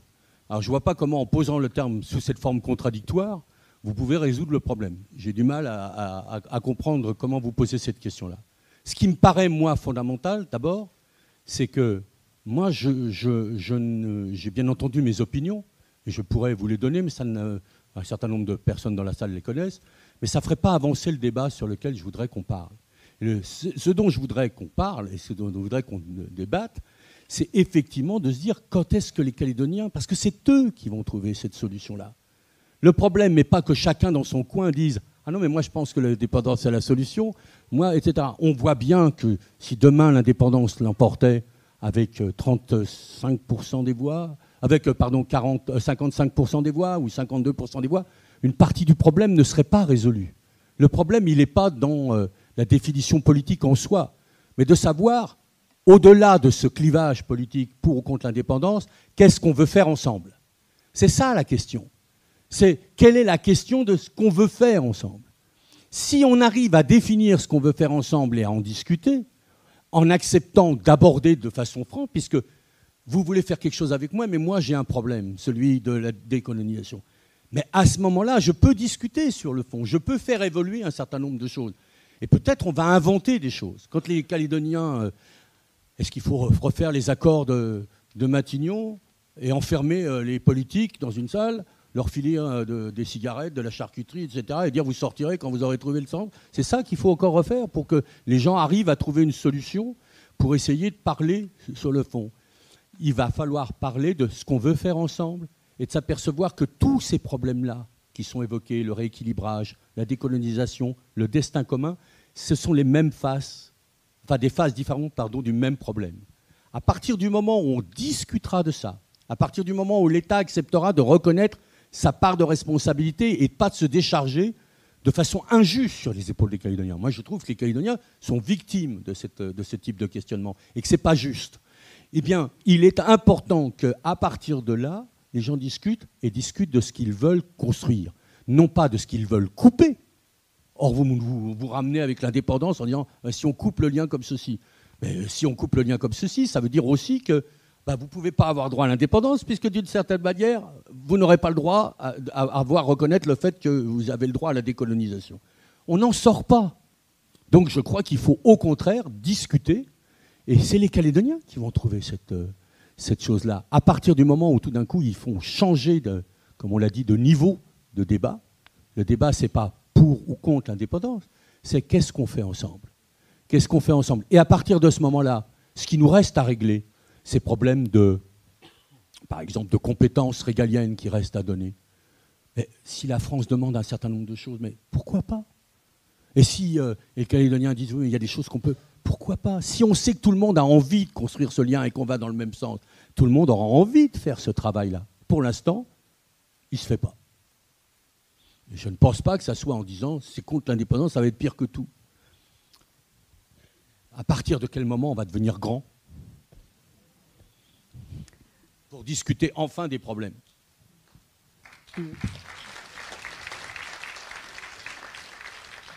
Alors, je ne sais pas si on peut devenir grand. Pour discuter enfin des problèmes.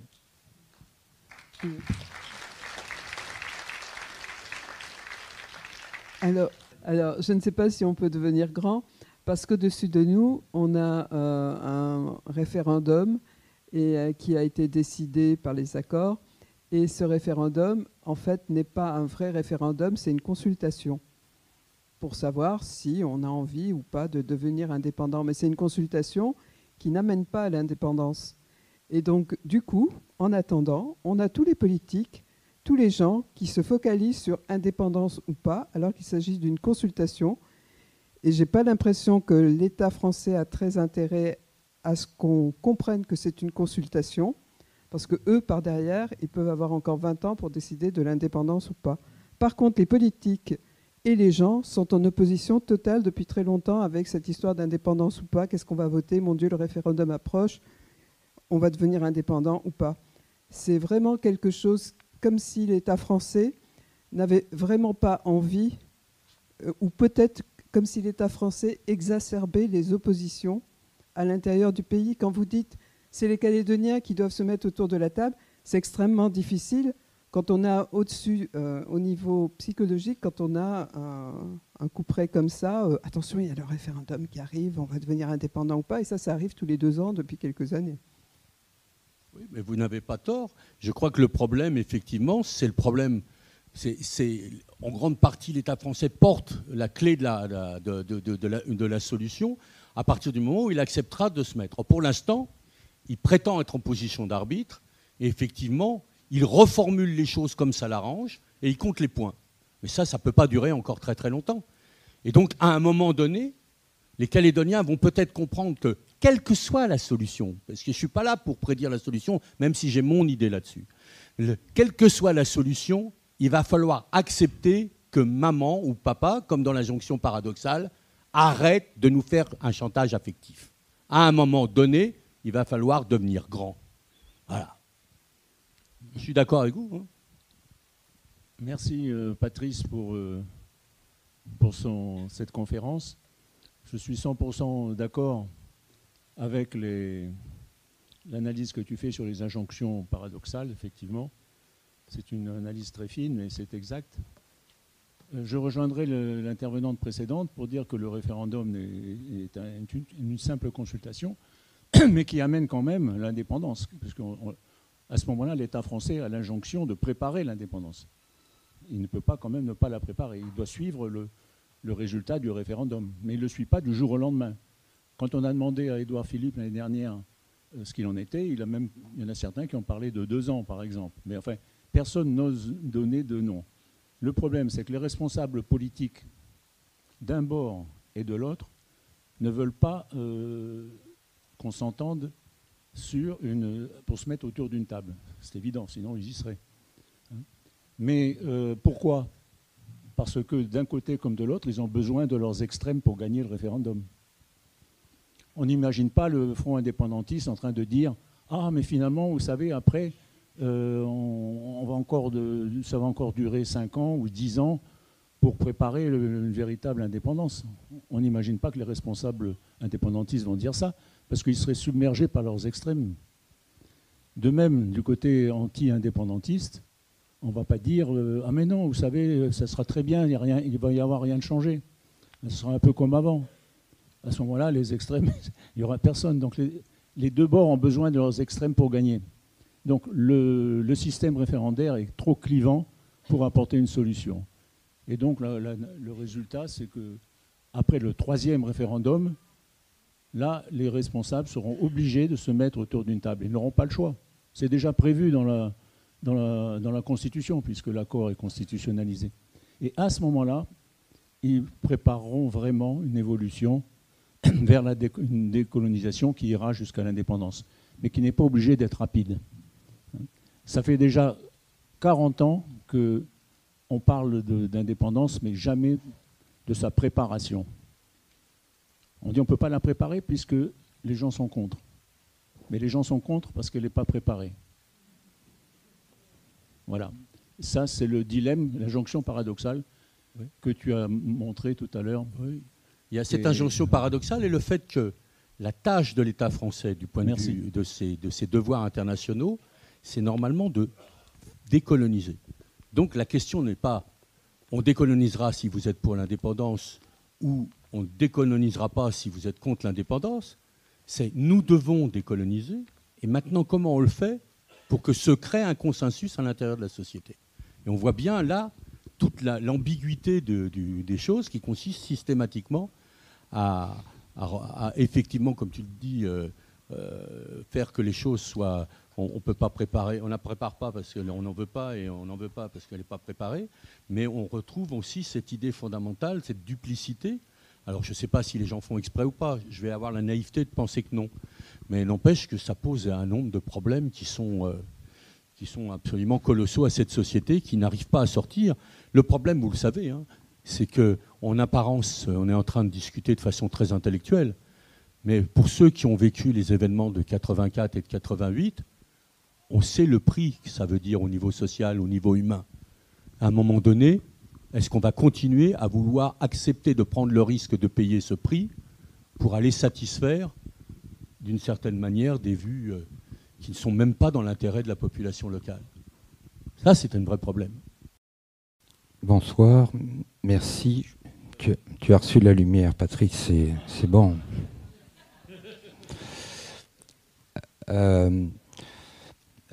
Je vais faire l'ado. Hein. Papa est très méchant, maman comprend rien.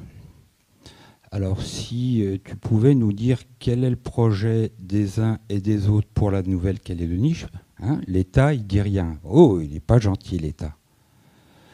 J'ai peut-être raté une marche, mais mis à part le clivage qu'on a évoqué et réévoqué, je n'ai pas compris quels étaient les projets des uns et des autres pour la Nouvelle-Calédonie. Et je parle donc des Calédoniens et des partis politiques calédoniens. Mais j'ai peut-être raté une marche. Non, il n'y a pas de marche ratée. Le projet Kanak, il est assez clair. C'est nous allons vers l'indépendance et cette indépendance va nous permettre de construire une communauté de destin. Avec un projet, il y a des textes, hein, il faut les lire, ça a été publié, avec notamment un projet, par exemple Palika a repris l'idée d'indépendance partenariat, il y a eu des publications et il y a un certain nombre de choses qui peuvent être lues. Alors on peut discuter, mais il y a la base de la discussion. L'État, lui, ne dit rien. Il affirme, moi j'ai pas de projet, c'est vous qui devez en avoir. Et les autres, j'essaye de montrer que c'est pas qu'ils voudraient pas en avoir, c'est qu'ils ne peuvent pas arriver à le formuler parce que s'ils le formulent, ils ont l'impression que quoi qu'ils fassent dans un sens ou dans l'autre, ils sont piégés. Et donc effectivement, il n'y a pas de projet. C'est pas que tu as raté une marche, il n'y a pas de projet, à part ce qui semble être la dépendance. Donc, soit on admet, ça ne va pas évoluer, les gens veulent la dépendance. Et c'est ça qu'ils veulent. Auquel cas, on prépare quoi? Si on ne veut pas négocier, on prépare la guerre. Mais est-ce qu'on veut la guerre? Non, pas plus. Et donc, je ne peux pas faire avec toi, mais je ne peux pas faire sans toi, mais en vérité, je ne fais rien. Et c'est cette paralysie-là qu'il faut arriver à faire. Bien sûr qu'il y a certainement des calculateurs, bien sûr qu'il y a des gens qui profitent de cette situation-là. Mais je pense que globalement, la plupart des Calédoniens sincères, ceux qui sont là depuis longtemps dans le pays, qui ont envie de construire ce pays, en vérité, ils sont le cul entre deux chaises et ils ont envie d'en sortir. Mais le problème, c'est que tout est fait pour qu'ils ne puissent pas bouger. Et c'est ce problème-là qui me paraît, moi, le plus fondamental. C'est comment remettre en marche la créativité, la discussion de tous les côtés, de façon à ce qu'on discute ce qui est fondamental. La question fondamentale, c'est comment on fait société. Comment on fait société, ce qui veut dire comment on rétablit nos liens entre nous, comment on règle les contentieux qu'il peut y avoir. Et pour ça, il faut les régler avec l'État français, puisque l'État français est en grande partie à l'origine de ces contentieux. Donc comment on discute et comment on refait du lien? Il ne s'agit pas de couper les liens. Il s'agit de faire comment on peut refaire du lien entre les Kanaks et les Calédoniens, entre les Calédoniens eux-mêmes, entre les Calédoniens, l'État, et les Kanaks et l'État. Comment on peut refaire ce lien-là? Voilà. C'est ça la question. Et bien sûr, pour l'instant, il n'y a pas de projet. Il n'y a pas de projet, sinon le sentiment que si on est ensemble, putain, c'est l'indépendance. Bonsoir Patrice. Merci pour cette présentation. Moi j'ai une question qui est, enfin plutôt un questionnement personnel. J'ai bien suivi, j'ai bien écouté. Je pense qu'on est nombreux à partager cette idée selon laquelle les politiques devraient se mettre autour d'une table et envisager l'avenir et le lien social. Et pourtant, même si tout le monde partage ce sentiment, je vois aussi que cette consultation référendaire, elle a mobilisé beaucoup, justement, autour de cette question binaire. C'est-à-dire qu'on a l'impression que rien ne se fera de toute façon et que la mise autour d'une table sera ajournée tant qu'on n'aura pas tranché sur la question de la consultation, sur le oui ou non à l'indépendance et à l'accession à la pleine souveraineté. Est-ce que c'est un autre paradoxe, en fait? Les gens ont envie que les politiques discutent, mais ils se mobilisent tout autant sur quelque chose de clivant. Voilà, c'est ça que j'ai du mal à bien appréhender. Merci. Oui, les gens se sont laissés prendre à cette affaire-là et cultivent cet antagonisme en permanence et ils jouent le match, je dirais, au-delà même de peut-être de ce que l'État pouvait estimer. Donc, ils jouent. Qu'est-ce qui va se passer, effectivement? C'est que tout ce référendum, on le voit bien, ne cesse de générer des espèces du fait de l'injonction paradoxale, de contradictions dans les comportements. Je prends un comportement indépendantiste contradictoire. Le comportement indépendantiste, c'est, bien entendu, je vais faire campagne pour le oui. Je vais faire campagne pour l'indépendance, en essayant de convaincre tout le monde qu'il va falloir voter pour l'indépendance en octobre prochain. Il faut le faire. Mais en même temps que je dis ça, je dis à la plupart des Calédoniens, mais de toute façon, vous savez, on s'en fout. Parce que si vous ne votez pas oui, nous, on ira négocier avec l'État. Alors quand vous faites ça, vous voyez bien qu'il y a des effets totalement pervers dans cette affaire-là. C'est-à-dire, est-ce que ça vaut le coup que je vote pour l'indépendance si mon vote ne sert à rien? Ce double discours, les gens sont victimes, et je ne suis pas sûr qu'ils se rendent compte de ce qu'ils sont en train de dire. Mais ce double discours a comme caractéristique, bien entendu, de saper le message qu'on a envie de passer, à la fois sur la communauté de destin et sur le fait que décolonisation veut dire communauté de destin. Les gens disent, ça veut dire que moi, de toute façon, la décolonisation se fera sans moi. Donc ça pose problème. Et de l'autre côté, bien entendu, on dit, ah oui, mais attendez, si on fait communauté de destin, mais là, on risque d'avoir l'indépendance, parce que comme si le fait d'être communauté de destin faisait que vous ne seriez plus français, quoi.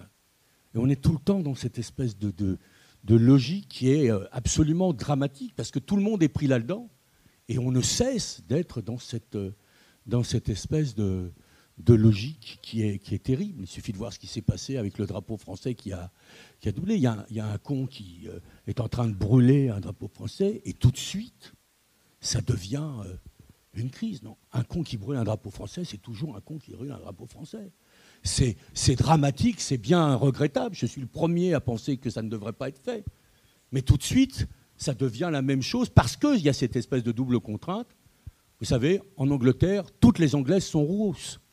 Donc s'il y a un Kanak qui brûle un drapeau français, tous les Kanaks veulent brûler un drapeau français. Bien entendu que c'est pas vrai. Tout le monde le sait. Mais voilà. Et donc on est pris dans ces espèces de passions. Et le problème, c'est que, et là je vais le dire jusqu'au bout, la peur qui est en train de naître avec tout ça, engendre la bêtise. C'est-à-dire on perd des neurones quand on a peur. Et la bêtise, bien entendu, va continuer à alimenter la peur. Et ce discours de la bêtise, à un moment donné, il faudra bien qu'il s'arrête, bon sang. Il faudra bien qu'à un moment donné, les gens reprennent pied, sautent des choses, mettent un pied nu sur la terre et se disent « j'ai envie de vivre ici avec les gens qui sont ici, il faut qu'on discute de comment on peut faire ensemble société. » Et si je trouve ça, je vais trouver les moyens de répondre à l'autre en lui disant « mais oui, c'est vrai, il y a des choses, mais on va essayer de régler ce problème-là. » Soyons frères, soyons des gens qui ont envie de vivre ensemble et donc soyons à même de trouver les réponses à cette question-là. Pour l'instant, bien entendu, comme on ne veut pas apporter de réponse à cette question-là, les autres vont se durcir dans la seule réponse qu'ils connaissent. Et ils n'ont pas raison de faire autre chose. D'une certaine manière, l'État français leur donne raison. Oui. J'ai beaucoup apprécié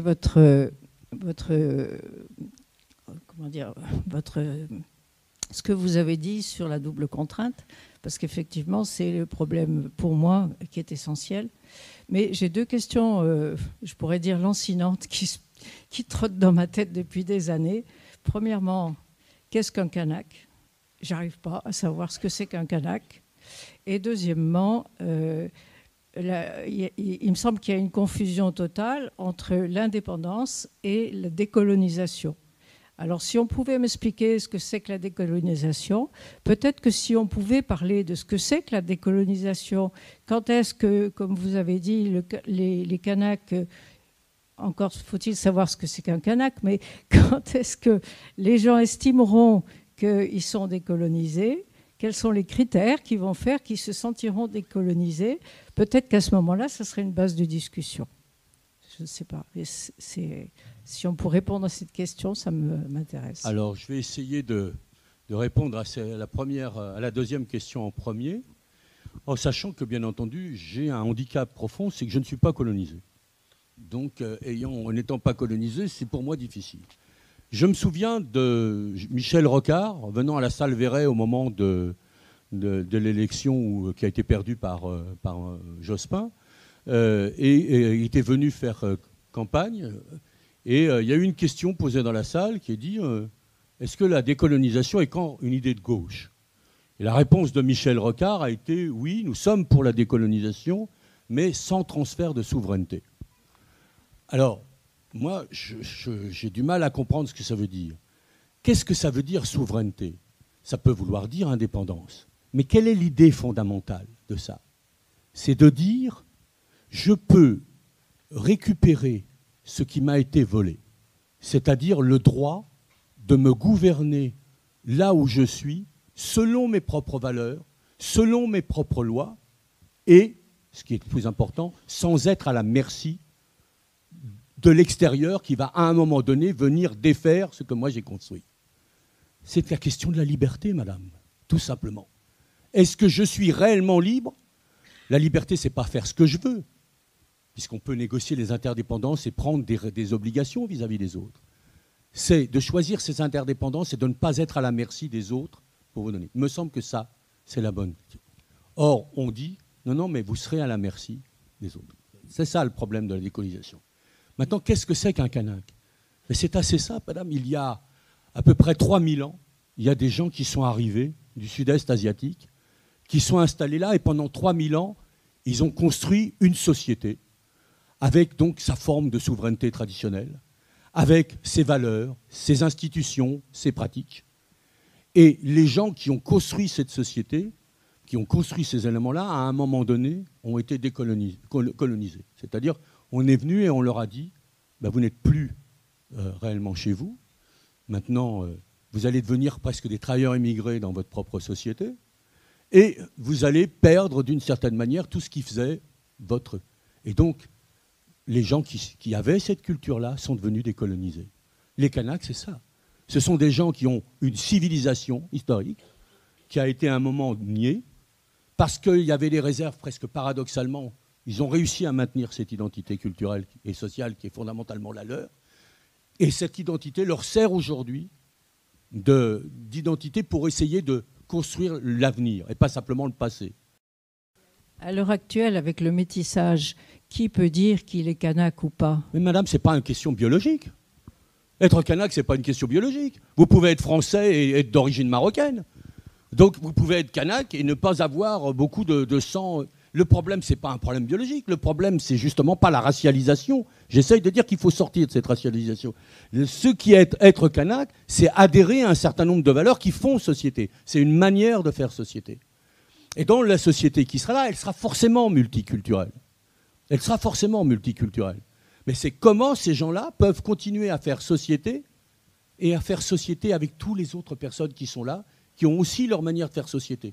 Donc, une société multiculturelle où on assumera cette diversité en même temps en construisant ensemble.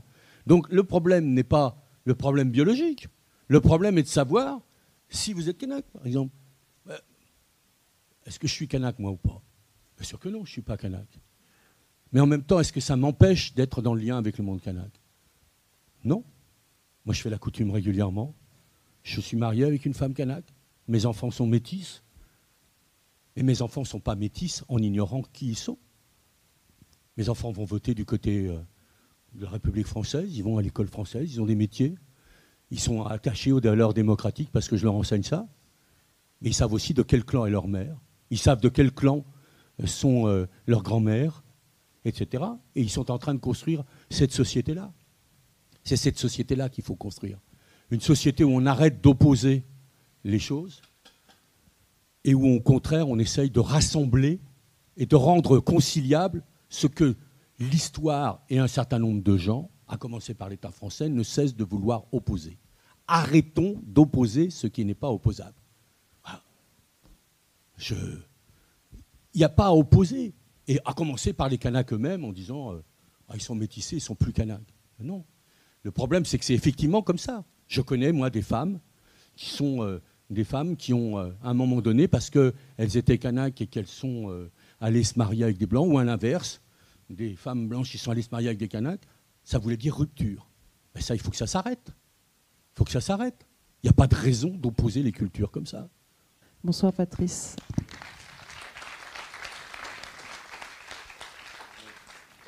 Bonsoir.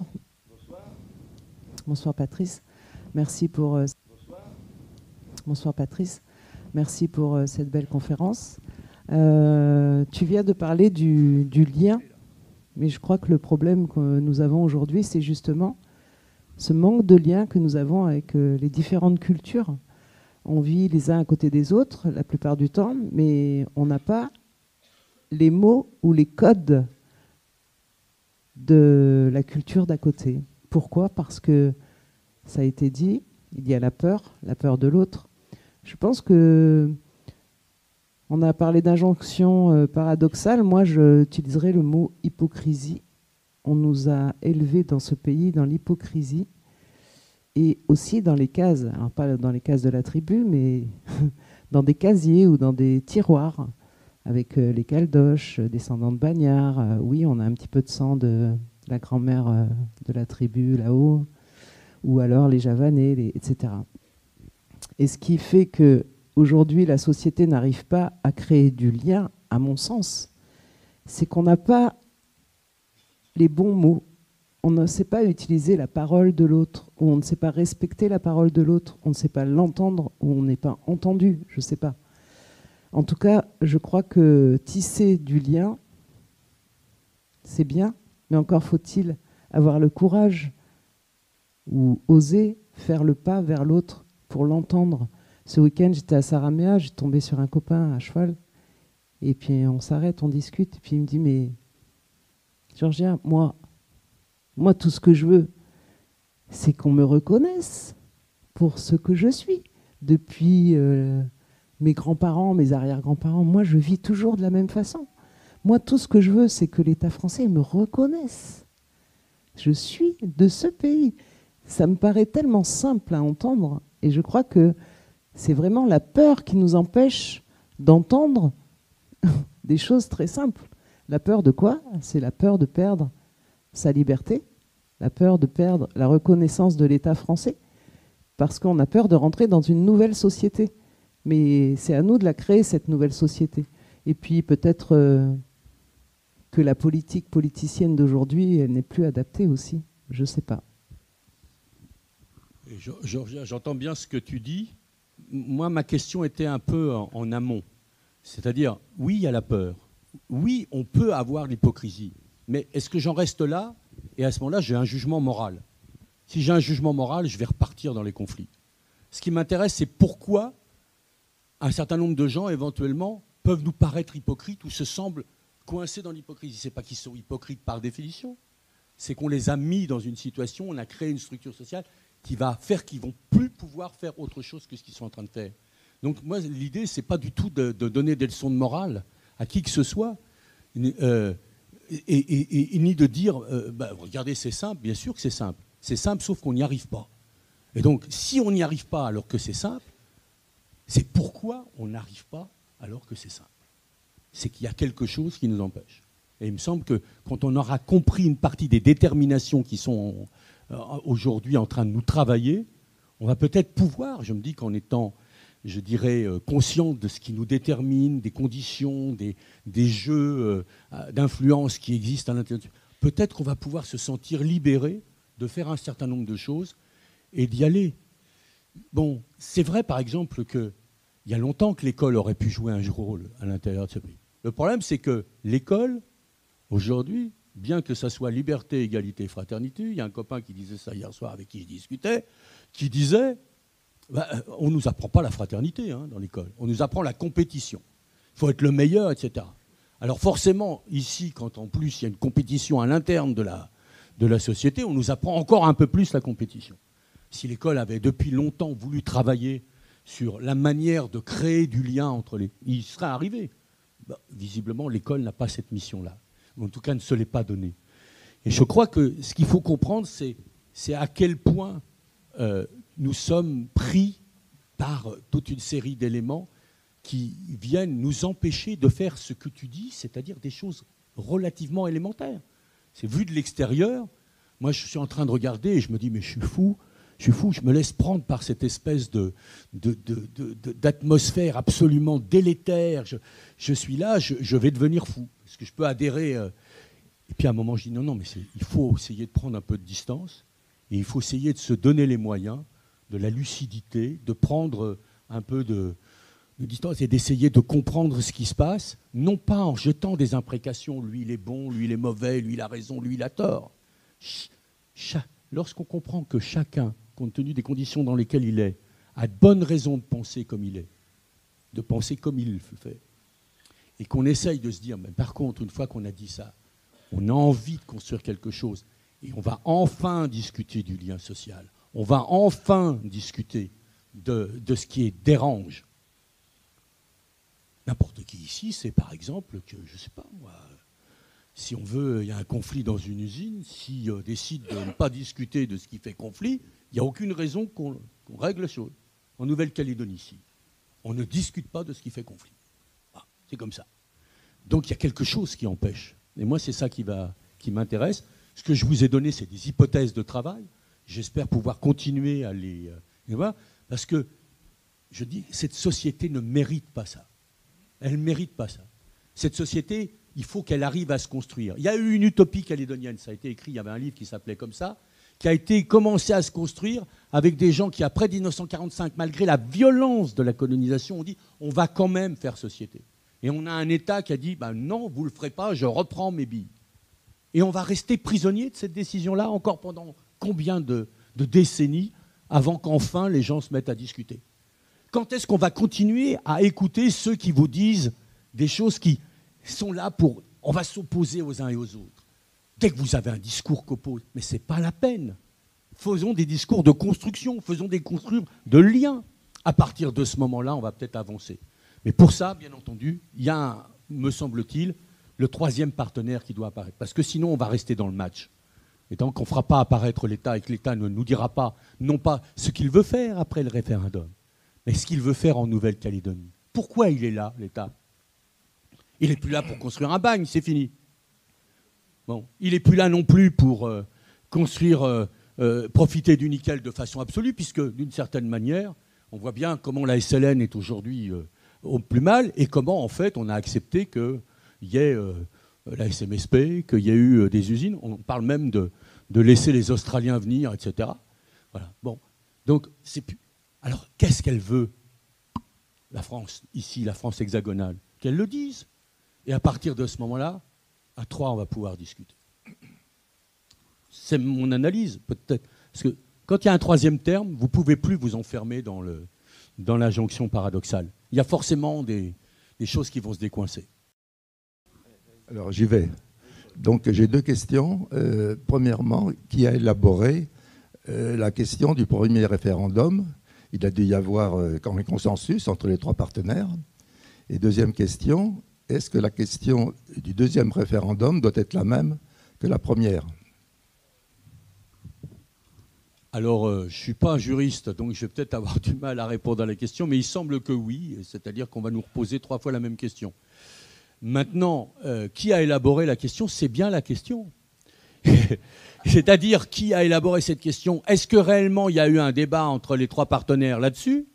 Plutôt que se dire, tiens, il y a des compétences régaliennes, on va essayer de discuter là-dessus. J'ai le sentiment que, voyant que ça n'avançait pas, vous avez le Premier ministre qui a dit, moi je vais trancher et ça va être comme ça. Alors là, on a un problème clé dont on peut parler, mais qui est là. C'est que le gouvernement actuel est sans doute dans une position difficile. Pourquoi? Parce qu'avant que le gouvernement soit de gauche ou de droite, il y avait, on pouvait dire, une culture calédonienne à l'intérieur des états-majors gouvernementaux et des partis politiques. Avec ce nouveau parti politique qui vient de se créer, cette nouvelle majorité, je ne suis pas sûr qu'il y ait une culture calédonienne et une compréhension des choses. Et le résultat, c'est qu'on a pensé qu'on pouvait résoudre le problème, comme je l'ai dit tout à l'heure en citant Einstein, en posant les questions qui avaient posé problème. Alors là, c'est sûr qu'on se réenferme dans le débat et on n'en sort pas. Mais il suffit aussi que les Calédoniens, à un moment, disent ça suffit, on veut sortir de ça. Et si tout le monde suit les états-majors et se contente d'aller vers ça, on va avoir des problèmes. Donc moi, je pense qu'il y a effectivement à se poser la question de comment on peut construire enfin les choses en essayant d'échapper justement à ces questions sèches et clivantes. C'est-à-dire, on devrait refuser ces questions-là, sèches et clivantes. Parce que c'est celles qui vont nous opposer. Donc, si vous dites, bah oui, je vais jouer ça, qu'est-ce qu'on peut jouer à part le match de boxe avec un perdant et un gagnant? Mais celui qui va gagner, il va s'apercevoir qu'il n'a rien gagné du tout. Et d'ailleurs, c'était tellement vrai qu'il n'avait rien gagné que le lendemain de première consultation référendaire, vous aviez cette espèce de paradoxe extraordinaire. Ceux qui avaient gagné faisaient la gueule et ceux qui avaient perdu faisaient la fête. Vous comprenez ?